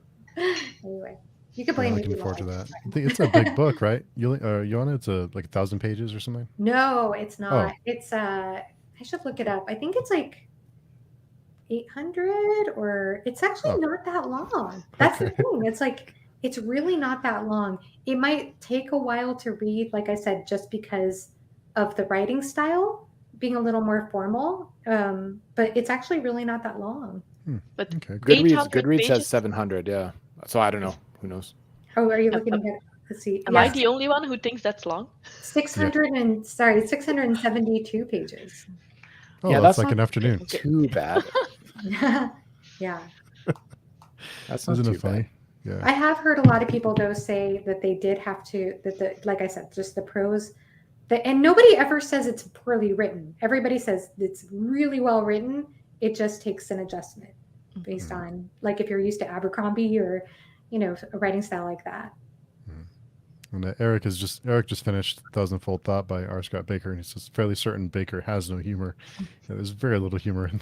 Well, I know A.P. Canavan, A Critical Dragon. He said that Baker makes Malazan look like puppies and rainbows or something like that. Wow. It's very dark. Yeah, very dark. Wow.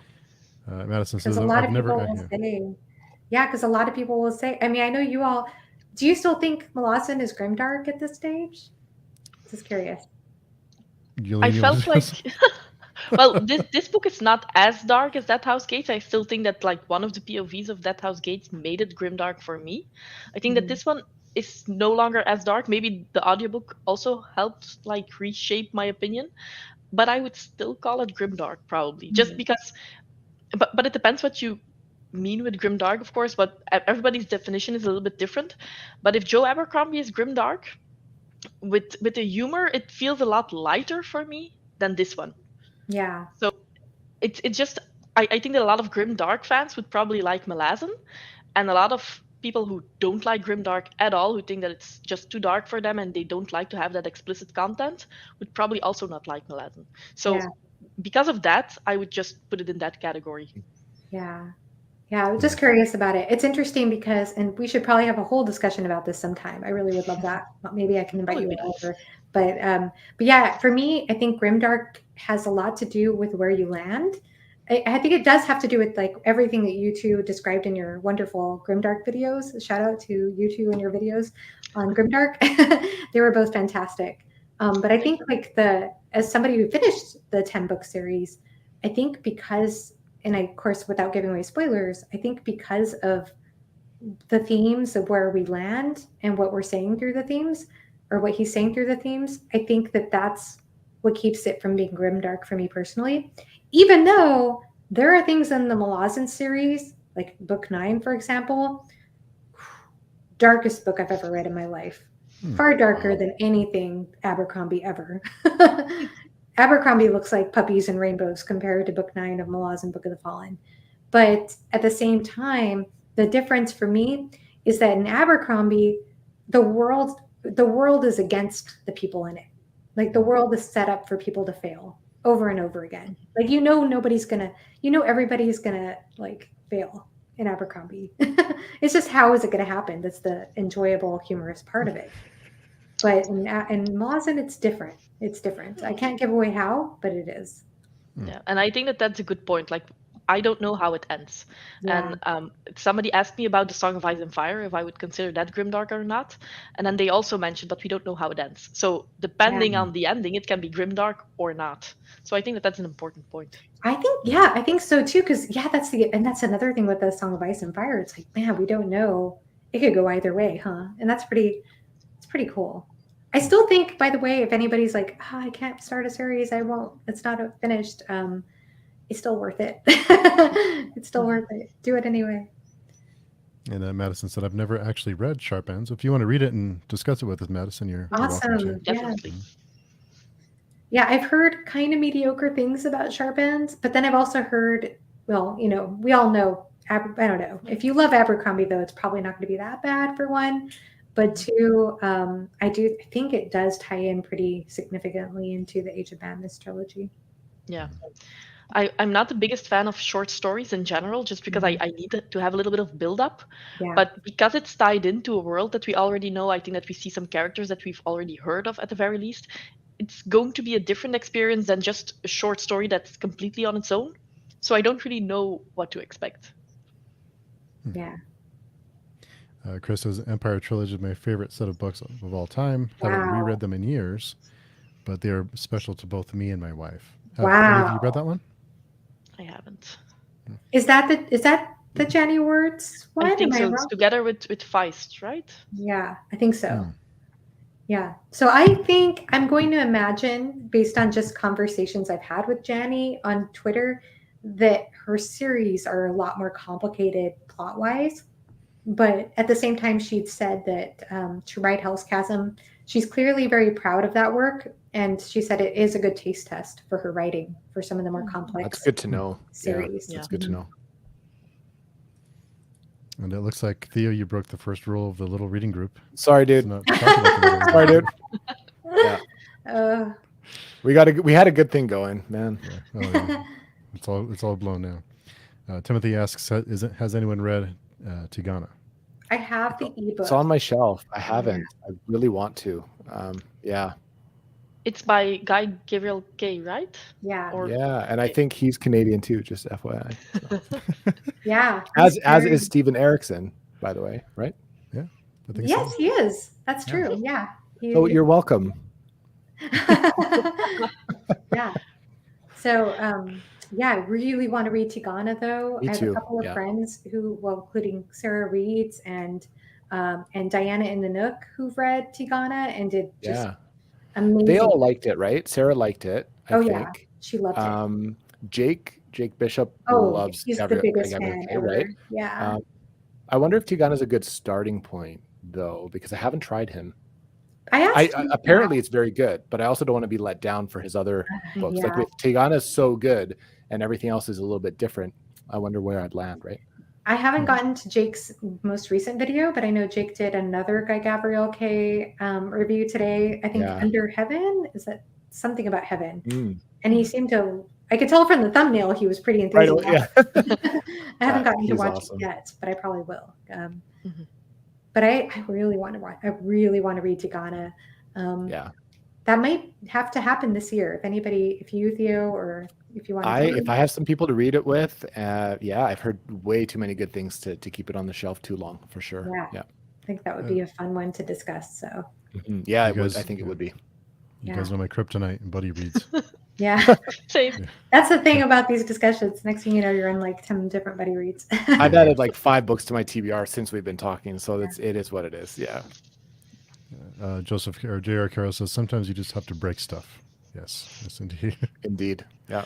Everyone should go check out Chris's review for Tigana. He just- Oh, okay. Yeah, I'm going to check that out as soon as we get off of this. Yeah, definitely. Yeah, I've heard, it's interesting because I've heard that one of the big criticisms, the reasons that a lot of people don't like Tigana is that he's very heavy-handed with the sex scenes, and it really puts a yeah. lot of people off. I'm usually okay with, I don't know, it just depends. Sometimes I can Yeah. cringe a bit, but it doesn't necessarily bother me. Yeah.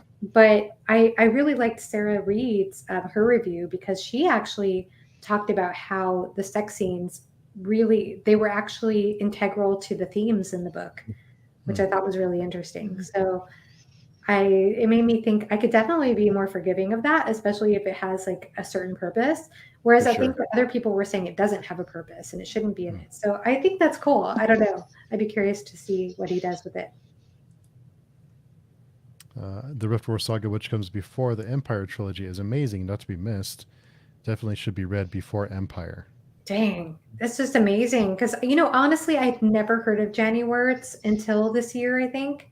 And then I found out about her through AP Canavan, A Critical Dragon. I think he put out a tweet about her or something. And I thought, who is this author?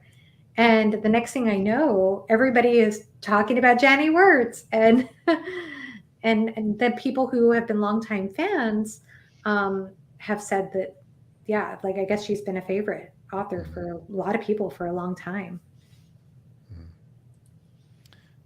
Alex says, Jacob Bishop just did a month of reading all standalones, and I love that idea. There's a Yeah. bunch of standalone fantasy novels I want to get to, but haven't yet. Yeah, That me was a too. great video. Yeah. I've been really wanting to do my own video on that for sure at some point. But I actually, the one reason I haven't done one is because I want to get to Tigana first. Yeah.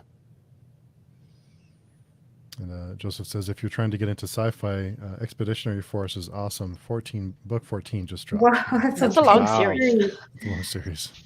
I I wonder if think they're that's a hard big. thing for me to like feel motivated to pick up a series if it's long these days. Yeah, Yeah, Yes, Yeah. he is. yeah. That Eric is said true. Baker. didn't know that. Oh, that's awesome. Nailed it. I may have to wave the white flag now. Baker's. I'm not messing with him. what standalones would you recommend, Jolien? Have you read many fantasy standalones? The Yes. Well, I actually try to read at least 15 each year, just because I don't want to get into too many series, even though I fail at that, obviously. But the ones that I really enjoy are like fairy tale retellings or original fairy tales. I really enjoy, or myth retellings.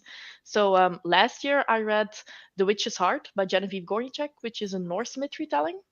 And we follow Angrboda, who is one of Loki's wives.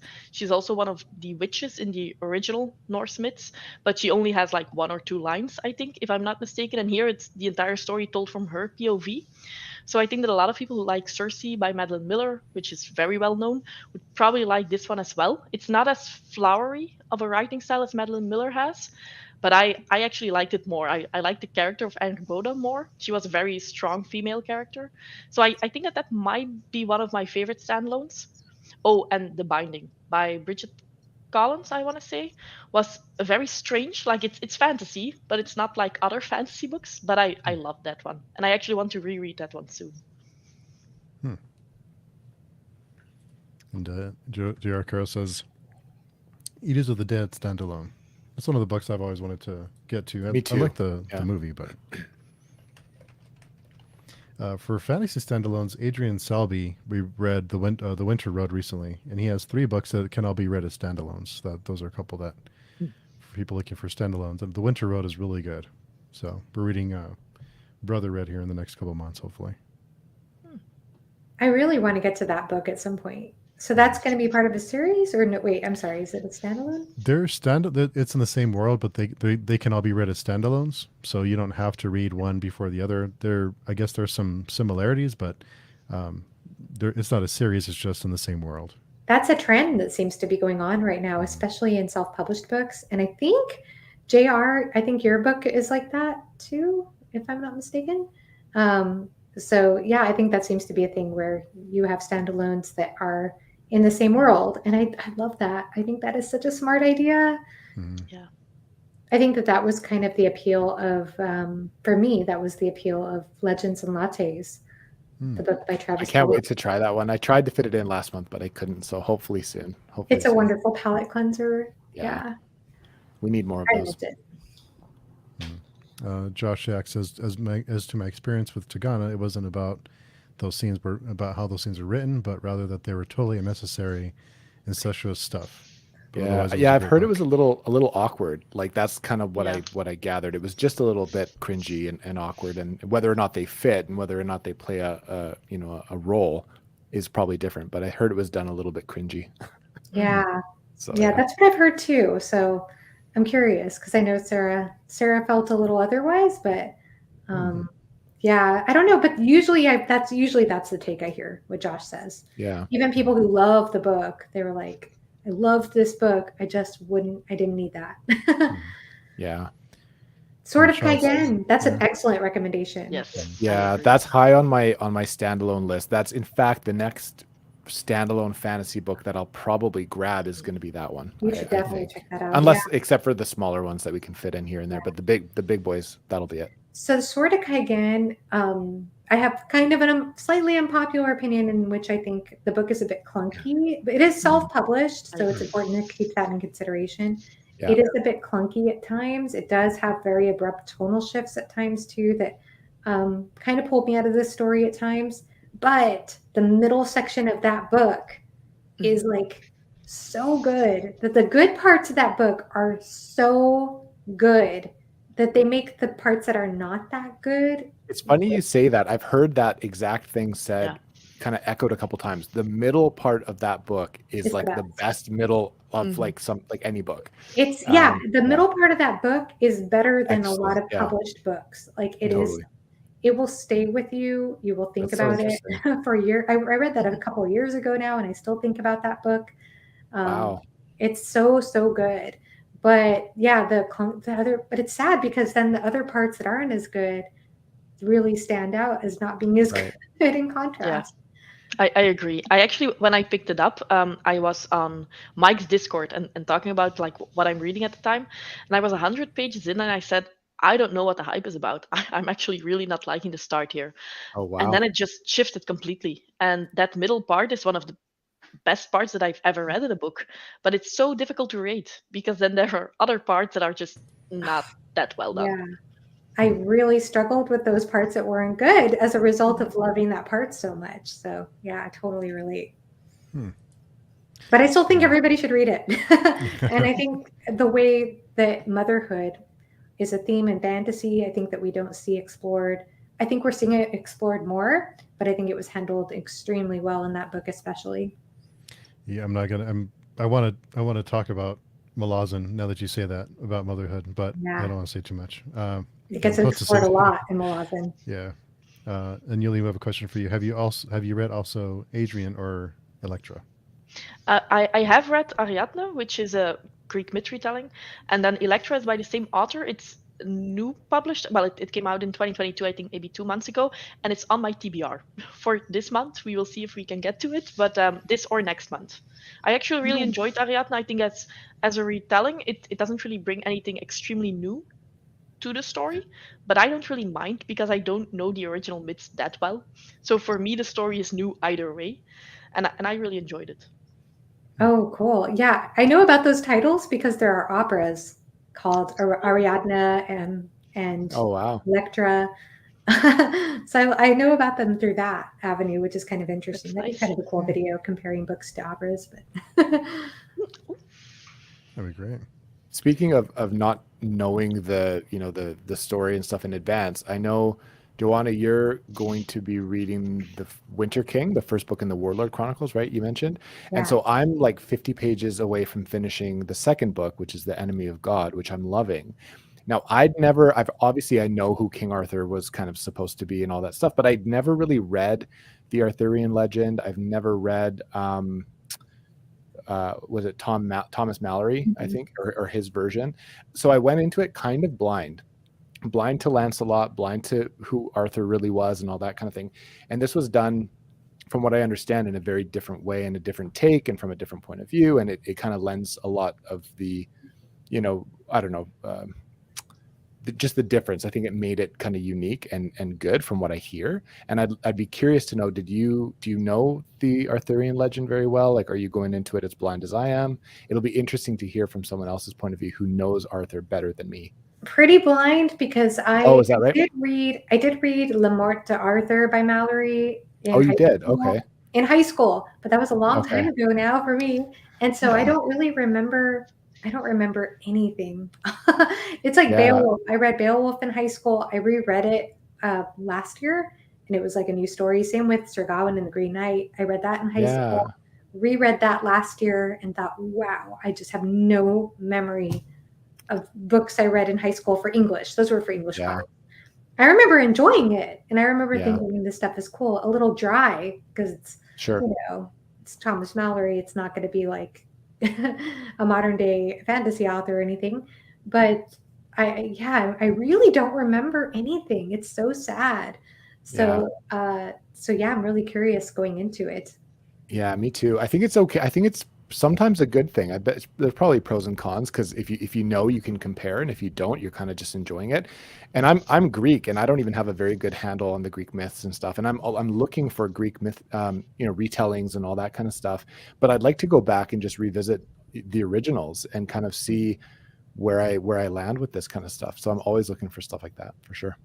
Yeah. And Alex says, if you guys want some really, really good magical realism historical fiction blend, check out The Shadow of the Wind. It's fantastic. It's book one in a series, but can definitely be read as a standalone. I've heard of that book before. I can even Interesting. think of the cover in my head, and I've heard that people love that book. So Yeah. yeah, thanks for the recommendation.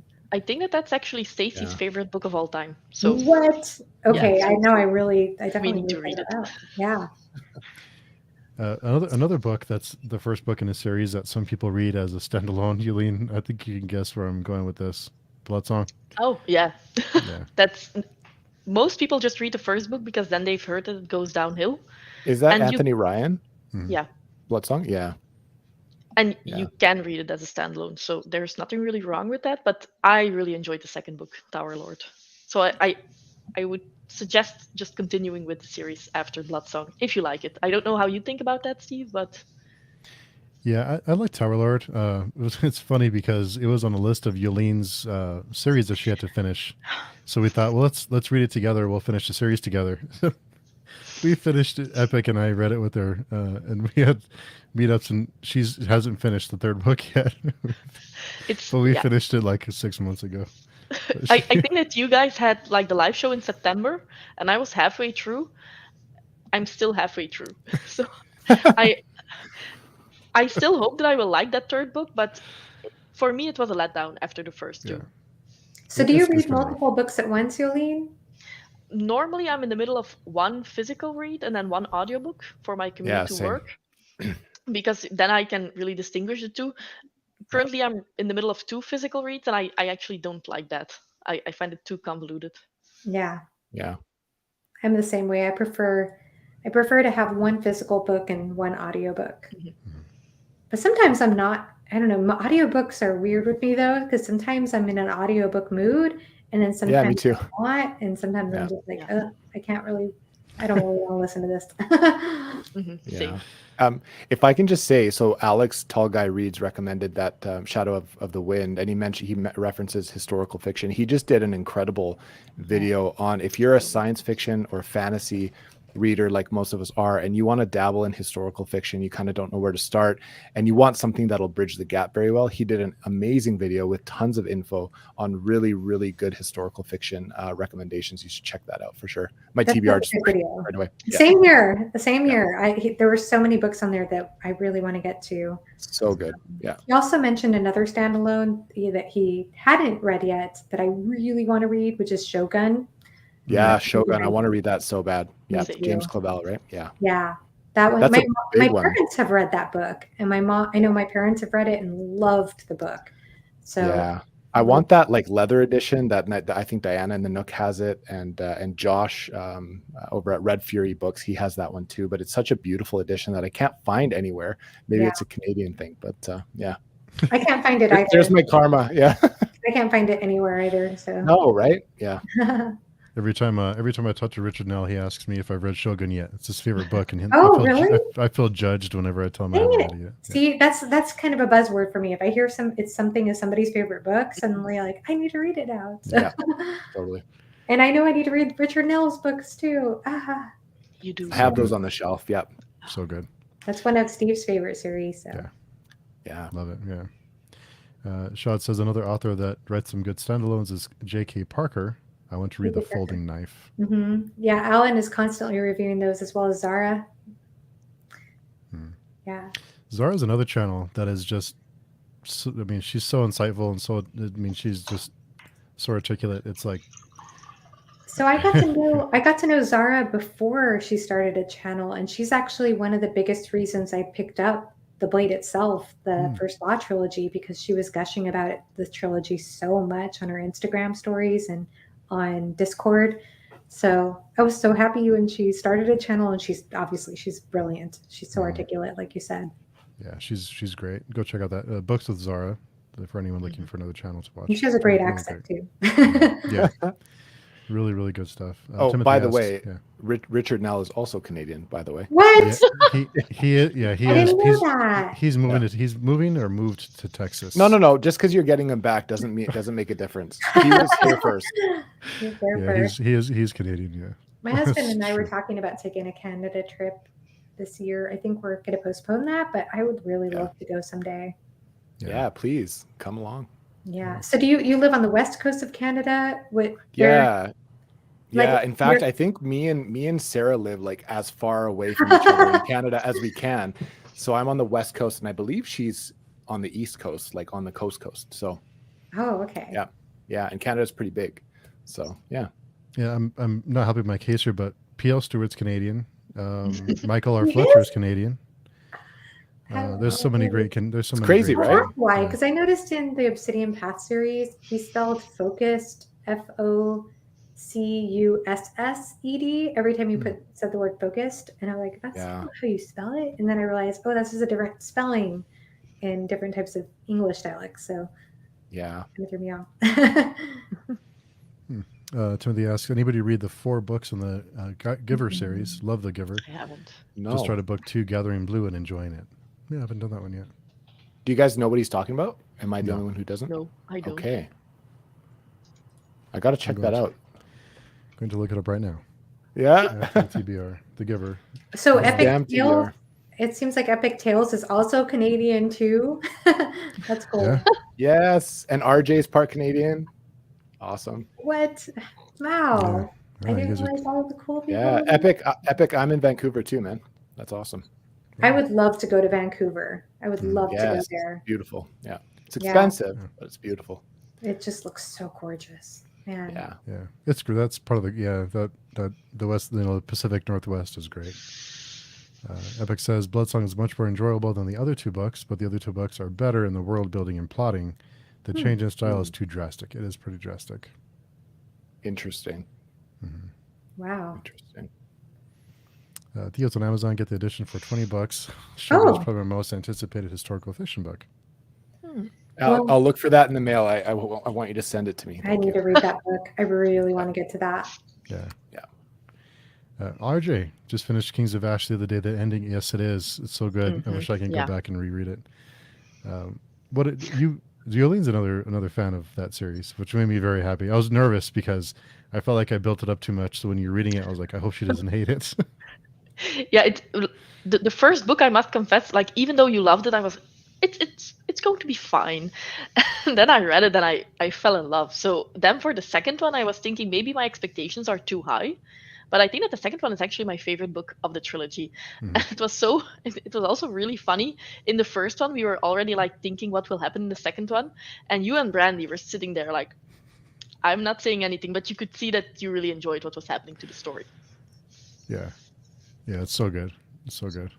So I know that Brandy mentioned whether you would like Robin Hobb or not, Steve. Is that something you've considered picking up at all? Yeah, it's just finding the time, and there's a ton of books. There's a ton of books in that series, so I'll get to it. Yeah, I just need I'd to be curious, prioritize it. Jolene, since you know Steve's taste so well, because I know he said that that he checks with you to see if he'd like certain books. Do you think that Steve would like Robin Hobb? I think it's a difficult one because I don't think that you've read anything like it. But if you're going to like very character driven, like first POV, I think that's the one you should go for and give a try. I think And honestly, like I've never read another author who does first person better than Robin Hobb, Wow. just from Farseer. Never. I've been so blown away by that because usually when I read in first person, there's always like an adjustment period, or I don't know. There's something that makes it a little hard for me to get into. I don't know why. Never felt that way with her with her first person. In fact, it's just the other characters are so vivid through the perspective of Fitz, the main perspective, that it just blows my mind how she does it. I think she's incredibly very talented. Yeah, very talented. Yeah, whenever there's been times when Jolene will have a positive review, and I'll say, I'm gonna pick this up, and she's like, no, don't, you won't like it. This one, yeah. Oh yeah. Steve wanted to pick up Kushiel's Dart, and I don't think so. Like if you love Farseer, maybe, but still, I think it's a stretch. Yeah. But Brandy read it, right? She read the first 2 books now. Yeah, she really liked it. What do you think about your enjoyment of those books? Yay. About which ones? Does she think that you're going to enjoy them, or No, did she also no. say like, no, it's not for you? No, she's not for me. Yeah. So Kushiel's Dart is one of the only books in my life I've ever, well, I shouldn't say only books in my life, but it's one of the only books I've DNF'd. Because I don't DNF books very much, but I do regret it. I kind of wish I had kept going. I did get a significant way through the book, but I did feel turned off by I know I just said I don't usually feel that bothered by sexual graphic stuff, but I don't know. It started bothering me in that book, honestly. But I know I do trust you, Jolene, that it's not as much an emphasis in the later part of the book. And I've heard, I think, Chris's Bookish Cauldron and some other people say the same thing. I think that Scott, the bald booktuber, he also DNF'd Kushiel's Dart very long ago, and he said like maybe I should give it another try. But I think that especially the beginning is a little bit it takes some time to adjust because the main character is so young, when you meet her, and she is in, well, it's a temple, but it's basically a prostitution house. Yeah. So in this world, this is normal. But Yeah. yeah, you really need to shift your I mind. actually was okay with it for a while. For a while, I was like, okay, this is obviously got a big sex theme going on, but whatever. And I read it for a while, but after a while, I was like, oh, I just can't. But There's like a very big shift at a certain point. I don't know if you got there already, yeah. but then it completely shifts. Yeah, it's hard. It was a while ago, though. It was like right after I finished A Song of Ice and Fire around that time. So it was like 10 years ago now. I can't remember details anymore, but maybe I'll pick it up again someday. I thought about doing a video, though I always have amnesia about books that I've read before BookTube. I even did a video recently on science fiction and fantasy books I read before BookTube. And after doing that video, I thought of so many books I forgot to mention, including Sword of Cayenne and, all types of books. But I was thinking about at some point doing a video on the only books I've DNF'd or popular books I've DNF'd, because there are very few. I'm not somebody who DNFs very easily, but I do regret it. Honestly, I know if everybody's like DNF, and I'm like, no, because the only times I've ever DNF books, I regretted it. So I don't know, because at least when you finish a book, at least you know how you feel. Yeah. Like Jolien says, you can always go back to it. That's true. It's on pause. Yeah. It's not DNF. Doesn't have to be permanent. Yeah, I Paused. shelf it. And Epic is right on target here. Every time I look at the size of Robin Hobb's books, I postpone reading it. That's They're my big. Yeah, that was me for a while. I was intimidated for sure. It's a stop and smell the roses type of ride, right? You can't. It's definitely not like action packed and fast paced and I'm speaking mostly for the Farseer trilogy, which is what I've read. But yeah, just enjoy it, and if you have the time, they're well worth it. But you're right, they're chunky. But if that doesn't work for you, I have heard, and some people, I don't know, Jolien can speak up about this, but some people say that you can skip Farseer and go to Live Ship Traders if it doesn't gel with you. I love Farseer, so I'm not necessarily recommending that. But I've not heard, the way people are talking about Live Ship Traders right now. It's crazy. I can't wait. They're on my shelf. I have the 3 of them, and I can't wait. And I'd be curious to ask Jolien if people picked up the first Live Ship book to try Hobb to see if they enjoy it, do you think that would be detrimental to maybe then saying, okay, I like Hobb, let me go back and read Farseer and then go through the whole thing? Because I'm sure those series are very different. Plus, if you read too much of Live Ship, you might be spoiling Farseer quite a bit too. I don't know if that's true, but I actually think that Chris over at Chris Bookish Cauldron, he started with Live Ship Traders, if I'm not mistaken, and then he realized that I need to read Farseer first, and he went back, and he said that it didn't really. That was okay. Yeah, it didn't really alter his enjoyment, but that he would still recommend reading them in the correct order. I would say they're just so different, and for me, I was very surprised that Hobb could do both, and was excelling at both styles. Yeah, I've heard that. But I would say you can only read the series for the first time once, and I think that either Jake Bishop said that or Derry. I don't know which one of the two, but that is very smart. So probably. Yeah. So why not first give Farseer a try? I think that's also chronologically the way that the story goes.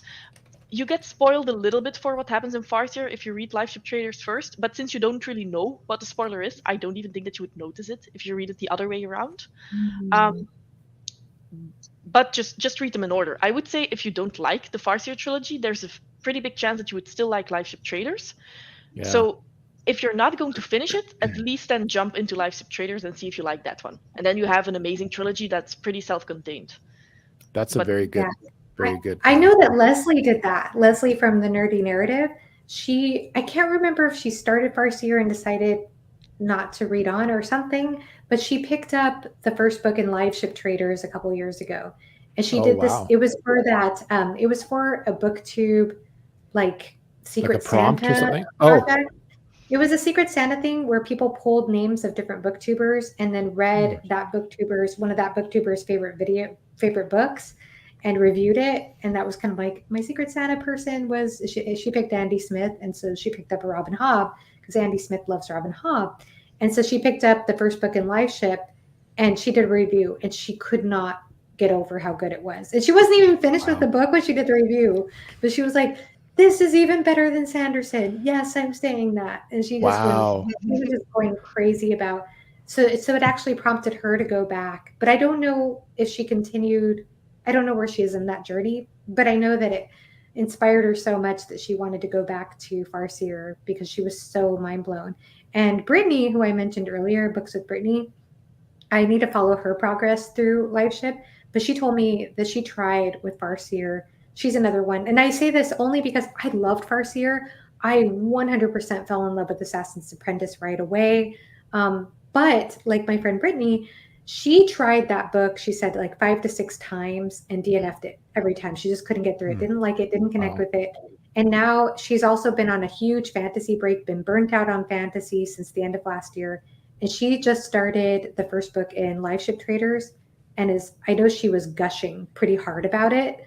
Wow. So I don't know where she is now, but for her, especially after having huge fantasy burnout, to have such positive things to say is a big deal. So I'm scared. So it's getting built up so much. Yeah. It is. I know. I keep hearing so many people build it up. And I know I just watched Overly Average Ben's video today, and same with Grace. And they were just saying, this has to be the best trilogy in fantasy. So I don't know. I just keep hearing so many amazing things. And Eric had a comment here. Have only read LiveShip and would consider them grimdark. Yeah, that's interesting. I read that one. Very interesting. It's hard to believe. I was happy that I read Farseer before LiveShip. Well, it's I'm probably Farseer. the way to go. Yeah. I think I just picked the wrong series and just dove in. And Taylor's here. Hey, Taylor. She's heading to work. It's morning in Japan, so she's getting her day started over there. Oh, how fun. Can't wait to get to LiveShip, but I'm still on Assassin's Quest and I'm putting it a huff. Reading that. I'm reading that next. Yeah. Love your channel, by the way. Is it Taylor? Is that Maybe Between the Pages? Channel? I'm gonna check her out for sure. Yeah, because I saw her on your live show a couple of weeks ago. So subscribed and watched a couple of videos and really liked her video on BookTube Burnout. I think I just recently commented on that video. Really liked it. Yeah, she's really great. And we'll be on her channel tomorrow morning to talk about Death Rider by Zamel Akhtar. It's the novella to Gunmetal Gods. Really pretty good. Pretty good book. I heard you say that you loved Gunmetal Gods. So that's a really good self-published book. Oh yeah. Yeah, I loved it. It's easily my top 5 of the year. Wow. Yeah. So what's it about? What do you like about it? It's so there's a bunch of when I say this is going to sound like the typical grimdark book. I'm trying not to give anything away, but it's about two different characters that come from the religion's really heavy in it too, and it's just there's some things that explores that I don't think a lot of fantasy explores, like when a city gets sacked, like what happens after the city is sacked, like what happens to the people in the city. How do they feed all the people in their army? These are questions that they ask during the book. But just the lore and the magic system and the characters, and I latched onto them right away. I love them. I'm trying to be really careful here to not spoil anything, but I was blown away by it. I loved it every minute. It's like Lovecraft and grimdark mixed together. I wonder about the Lovecraft thing. I did notice that on the cover of the first book, there seems to be some kind of Cyclops kind of creature, something that looks Lovecraftian. Let me see if I can read it. I may not be able to reach it, but it's back there. But yeah, it's a great cover. And speaking of books that I love, Shot had a comment here about Love Dash and Sand recently. What's the feeling you all get when someone says when they loved a book that you loved, or when they didn't quite love a book that you loved? Because there's been both. What are your thoughts on those? Well, it's the best feeling in the world if they love a book that you love. I have a friend who just picked up To Ride Hell's Chasm and finished it yesterday, and who loved it.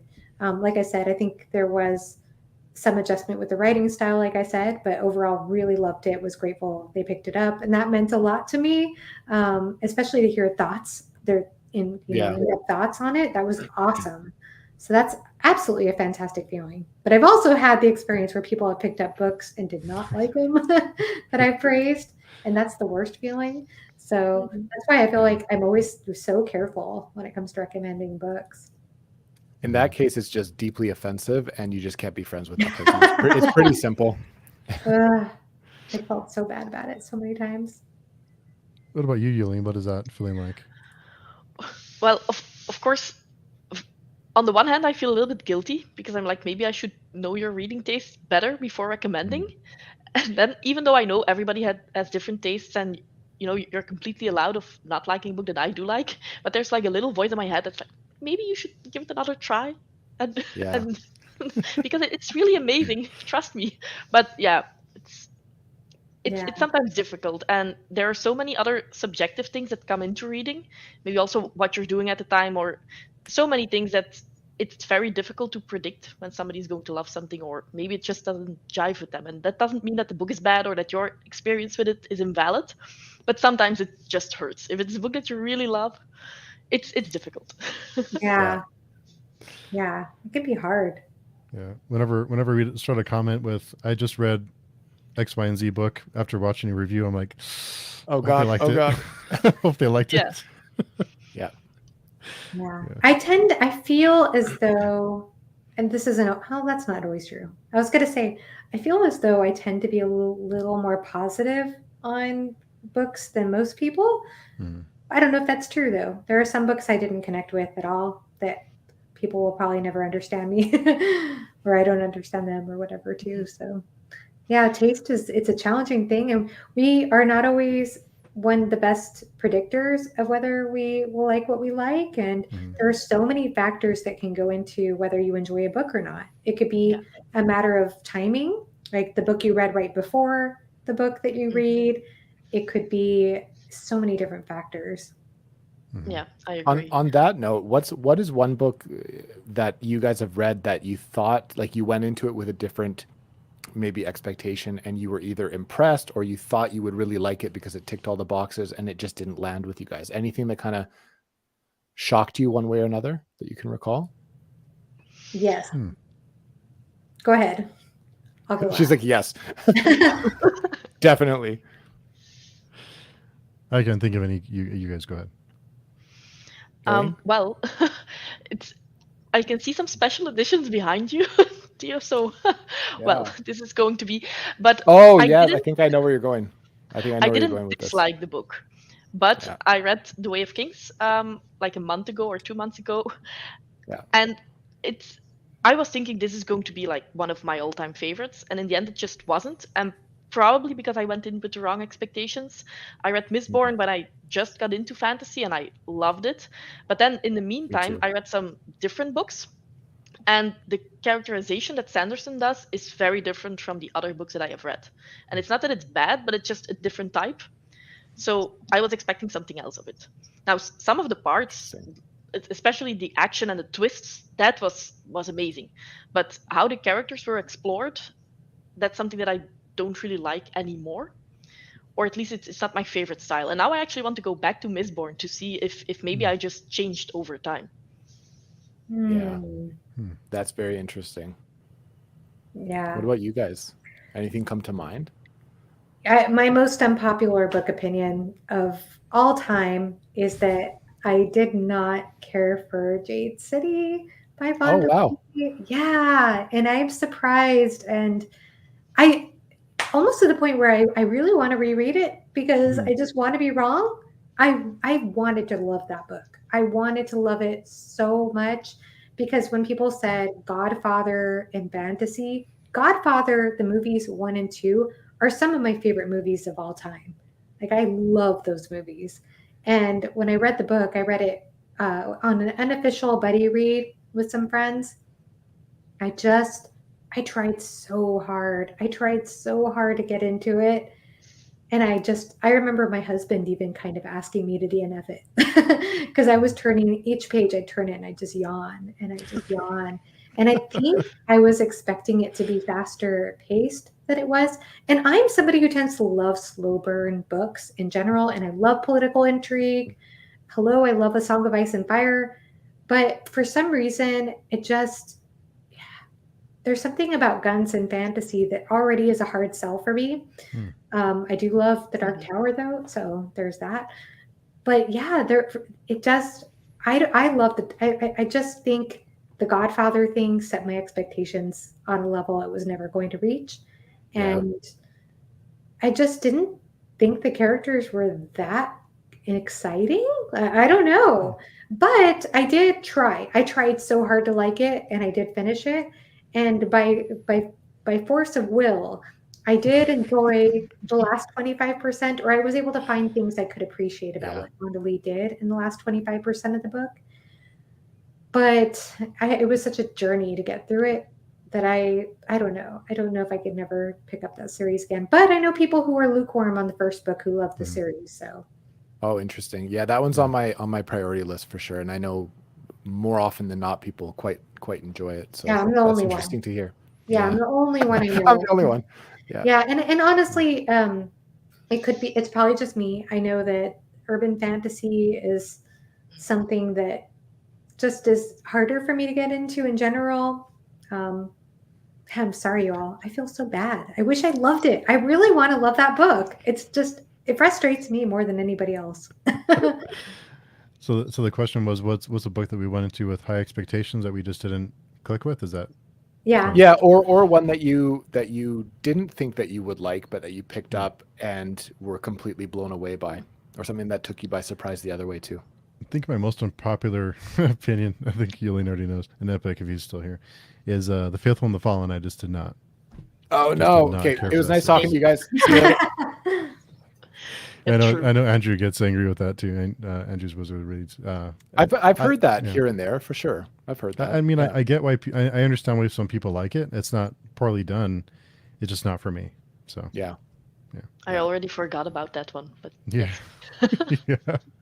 That one, Yeah. you know, it's funny, and I've talked about Gwyn a couple times in my videos and stuff, and I love John Gwyn, and Faithful and the Fallen I have a very, I don't know, deep connection to for some reason. I remember I had just started getting into more fantasy. I had really just then discovered the booktube community, being on the other side of it.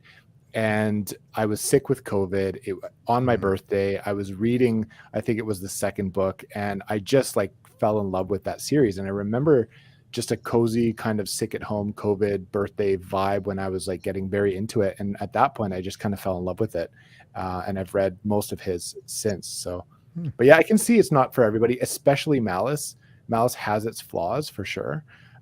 So yeah, but that's interesting. Yeah. It's funny. I had COVID on my birthday too. I did a lot of reading though. Oh, is that right? Yeah. Yeah. Yeah, totally. Such a Yeah. bummer. Yeah. But RJ says, for indie books, I recommend A Touch of Light by Thiago Abdallah. Well written, interesting, and really intriguing world.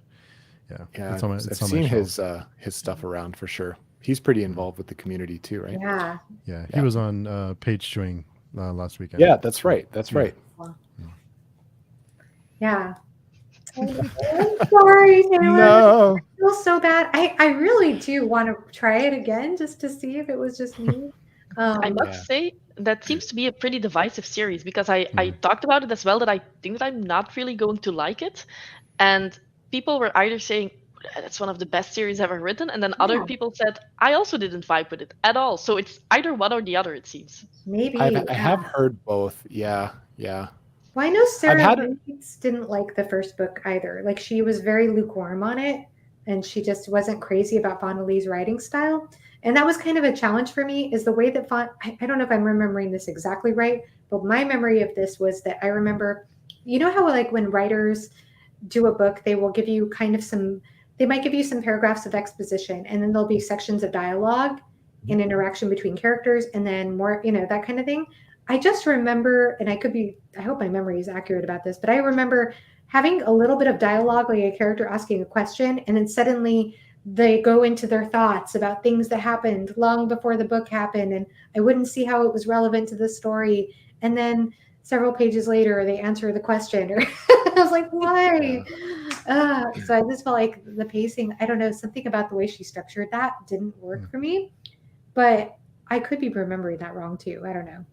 But like I said, I have heard other people like Sarah say that the second two books totally make up for it. Who knows? Ladonia says, I'm 100 pages in the Final Empire and I like it so far. Yeah, Mistborn's awesome. It's a good trilogy. Yeah. That kicked off my love of fantasy Same. recently. Yeah. Last few years. I think that's a common thing. I think I think Mistborn has brought so many people into fantasy. Oh yeah.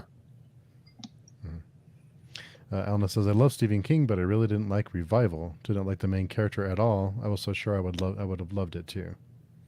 Yeah, King is kind of hit and miss for me. I really love 11, 22, 63, but not so much the other ones. So I'm not a huge fan. Yeah. I've heard mostly positive things for Revival, actually. I've heard it's a pretty, like among Stephen King fans, that's one that comes up as like, it's a pretty good one, actually. So that's interesting. I think I'd like that one too. I haven't read it, but yeah. Yeah, I had to get the hardcover of Revival because it's just so cool looking. Yeah, I have that too. It's like the foil, the shiny foil kind of. Yeah, really neat. And Brenny says, I did not expect to love the Dark Tower series as much as I did. Yeah. Yeah, I can relate to I DNF'd the Dark Tower. But When did I you DNF'd the first book long time ago. Yeah. At what point did you DNF it, Steve? after Wizard and Glass. Oh, okay. Oh. Yeah. I will say, I want to make this comparison, and Johanna, I think I'm interested to hear your thoughts on this. The farther I got into that series, the more I appreciated the Gunslinger. It almost reminds me of the way that I appreciate Gardens of the Moon more the farther I get into Malazan. Oh, wow. I've heard that a lot, actually. I've heard that the Gunslinger is the one that they're like, just get through the Gunslinger. It changes a lot in tone. It changes, obviously, genres even. But then when you look back at the Gunslinger, you can appreciate it for people that do enjoy the rest of the Dark Tower series. And I can appreciate that because I actually DNF'd the Dark Tower, the Gunslinger, maybe a couple of years ago, probably a third of the way through. It was fine. I just kind of got bored and like just didn't pick it up again. And one thing led to another. And then it's a few weeks and you're like, whatever, I'll probably have to reread it at some point. Right. So yeah, I can understand not continuing, especially after just the Gunslinger. But what about you, Jolien? Have you read any of the Dark Tower books? I read it a long time ago, and I read them in Dutch, but only the first two. And I think at the time I was a very strange reader. I would like read a book and then just not read a book for a year and then pick one up again when I felt like that was me. That was me for a long time. Yeah. Very strange. But Yeah. I read the first one. I liked it, but at the same time I didn't really have reference material either. So I don't even know if I liked it. At the time I wanted to continue. And then I picked up the second one, read until halfway through, and then I was out of my reading mood, it seems, and I just never picked it up again. And now thinking back about it, I really don't like guns in fantasy, and I like my fantasy like pretty non-sci-fi or not mixed with other genres. So I don't think that it would be for me. Yeah. Interesting. Yeah. I think I can't say why without spoiling it, but there are some decisions made in the Wizard and Glass that I just was not a fan of. But Drawn of the Three is really good. I like Drawn of the Three. Alex mentioned. I love the Gunslinger. Drawn of the Three is probably my favorite though. Yeah, I love Drawn of the Three. Yeah, probably my favorite. Yeah, interesting. I guess I have the. I feel kind of awkward saying this now, but I loved Wizard and Glass. Yeah. I really loved it. There were some scenes in there that I know people can't stand, and I can understand that. But there were so many things about that book that spoke to me personally that I loved so much. Yeah, I think there's some of the choices that were made. I get why some people enjoy it. It just didn't work for me. But it was. I really enjoyed Drawn of the Three. That was really good. Yeah. But Taylor says, my hottest take is that Mistborn was my least favorite Brando Sando Cosmere. that is interesting. That is a bit of a hot take for sure. Does that mean that everything else is so good that you just didn't like Mistborn as much? Maybe that's it. I actually didn't like Era 2. I've heard that. Yeah. Yeah. I haven't tried Era 2 for that reason. I'm a little hesitant, and it goes a little flintlocky, a little Western, and I'm a little bit worried about that. I don't know. I'll give it a try when I have time. I think I like Western stuff, which is the odd thing. But yeah, I don't. I'm like, at the same time, I don't know. Because I've been saying that. I've been saying the same thing. Like, I don't like guns and fantasy. And that was my excuse for not liking Jade City. And I didn't like Mistborn Era 2.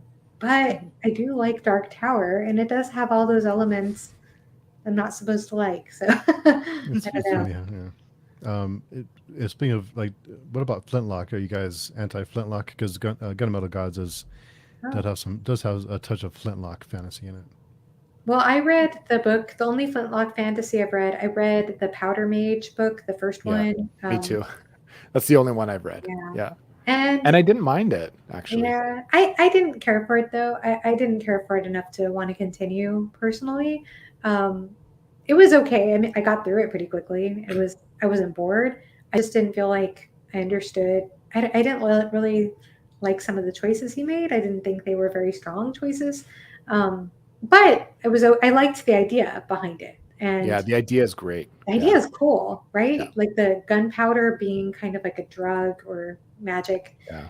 And I read Guns of the Dawn. Wait, is it Guns of the Dawn? Is that Yeah, what it's Adrian called? Tchaikovsky. Yes. Yeah. Yes. And that's a great Flintlock fantasy standalone. That's a good recommendation. I got to try that one. Yeah, it's really fun. I liked it. Very satisfying. Wizarding Glass is fantastic, especially on a reread after you finish the series. Probably my second favorite. I loved it. Tower. I really loved it.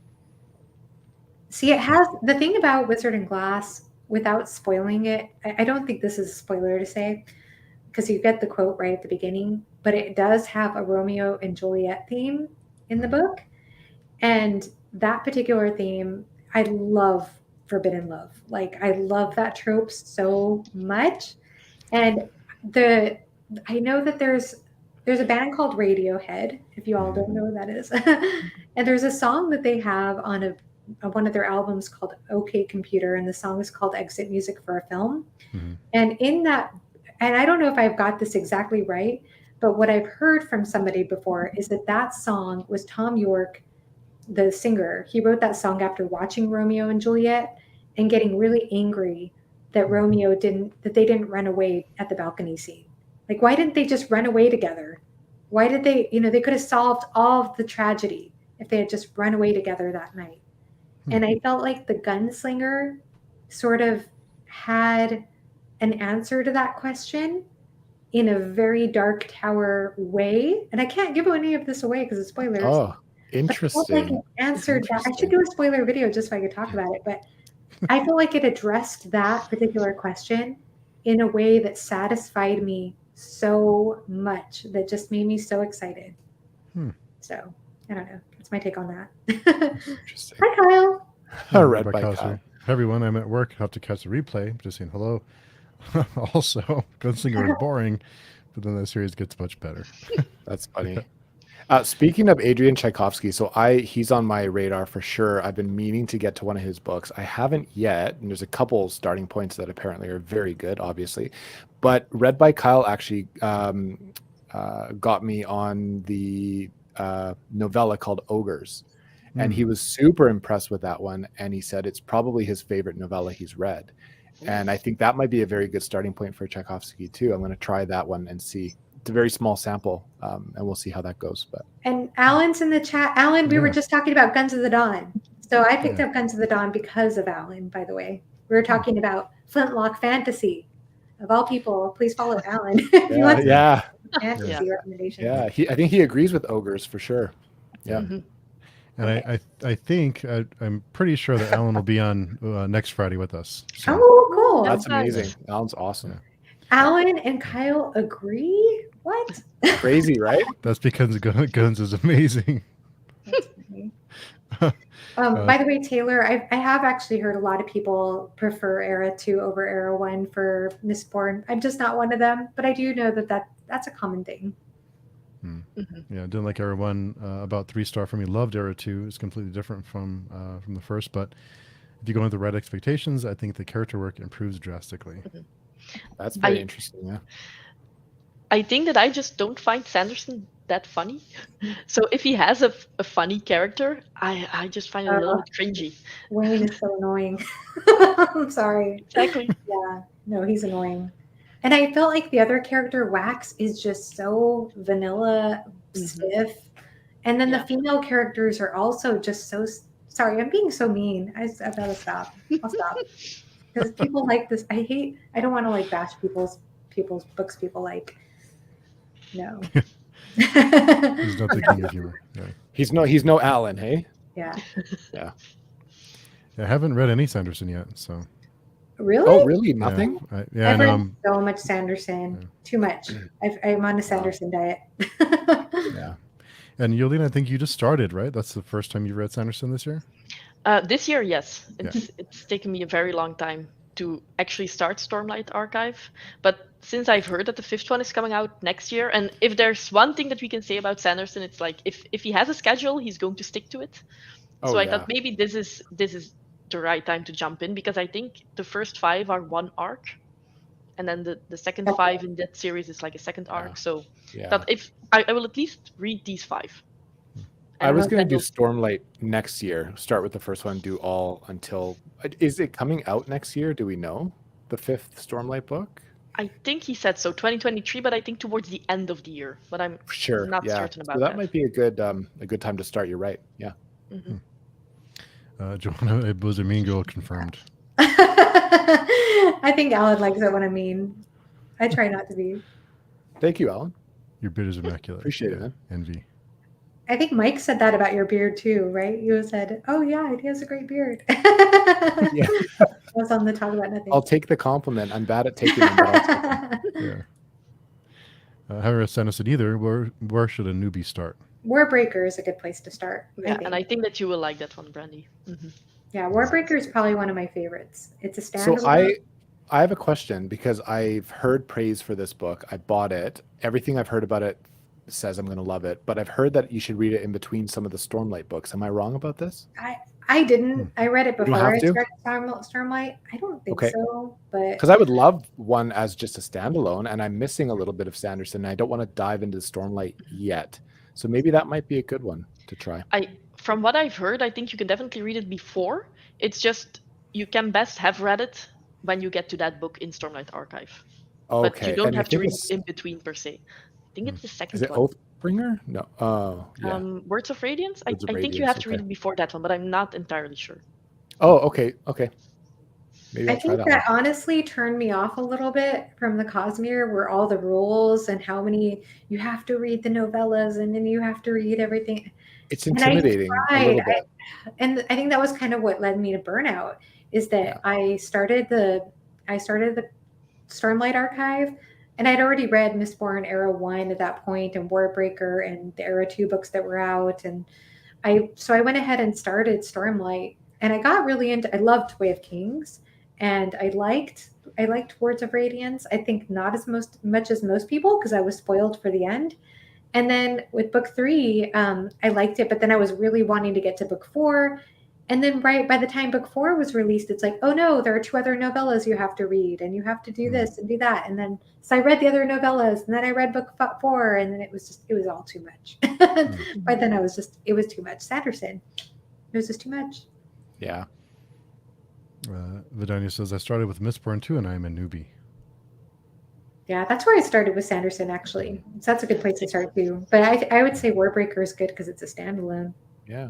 Or the Emperor's Soul might be a good little standalone novella to try. That's Oh, excellent. yeah. I haven't read that one, but everyone says it's amazing. So. Yeah. Sando fans are too loose-lipped with Cosmere spoilers. Oh, I know. Poor Alan got spoiled in the comments section for Mistborn. Oh, that's You have to be sad. so careful. If you haven't read Mistborn, avoid any Mistborn content because it's geez. so easy to get spoiled on that series, even for book 1. Yeah. Has Alan read the 3rd one yet? Mhm. Or is he has, Yeah. right? Okay. Yeah, he is. Yeah. Moy just uploaded some interviews with Tchaikovsky. That is an impressive beard. I think it'll be interesting it's interesting talking to Alan too about the Mistborn series, because he's talked about how like having a channel and reading the Mistborn series, and of course having the following that Alan has, everybody's like, what do you think about this book? Like, just on his case, wanting to know his thoughts. Yeah. I was probably one of those too. Like, Alan, I want to know what you thought. Yeah, he did finish the series. And he got spoiled before he finished it? Yeah, well, I think he got spoiled on the first book. Oh no. Okay. Yeah, Well, reading the comments on somebody else's video. It happens. It does. Unfortunately. Yeah. Such You a have to be bummer. careful commenting on videos. Yeah. Well, And it's cool. easy to do with the first book. It's really easy to spoil the first book. Yeah. Yeah, Mhm. that's Yeah. a bummer. Well, I know that it's getting late for Jolien, and it's like 2:30 in the Yeah, morning it for sure you. is. Oh, goodness. Yeah. So, but I want to thank all of you for coming by to hang out this Friday. It's always fun to just hang out and shoot the breeze. So thanks to all of you Yeah, for I had a for coming blast. by. Thank you guys so much for including me. I've been watching you guys for so long, and I loved it. So thank you so much. Yeah, thank you. It was great with talking all of you. Thank Yeah. you. Johanna, where's the best place for people to find you? Where's your preferred social media platforms besides Aside BookTube? from YouTube, I'm also on Twitter at Johanna Reads. I think that's my Twitter handle. And then I'm also on Instagram too, what resonates. I thought about changing my handle, but I'm just keeping it as it is for now. And I have those socials also linked on my YouTube channel as well. So, Cool. and I'm also on Discord too, so you can add me as a friend there or just see me in some fellow Discords. I'm on Alan's Discord, and I'm trying to think of, I guess, a few other people's. Andrew's Wizardly Read, Yeah. a few other ones. Yeah. Awesome. Theo, where's the best place to find you other than Yeah. your channel link below? Yeah, of course, the channel. And then also on Instagram. I'm also Rekindled Reader on Instagram. I'm not great on there. I try and post once in a while, but I'm there if you ever want to chat. And I'm in some Discords as well, for sure. Yep. You'll see me around. And Jolien, where can people find you? So most of the time on BookTube, of course, and then I also on my channel I have links to Twitter and Instagram, but I'm terrible at just maintaining those. So They're so you will difficult. prob- yeah, it's just too much, to be honest. But if you want to send me a message, that's the place. Then I also have a Discord. I'm on a bunch of other people's Discords as well, and also on Steve's forum. So Great. Cool.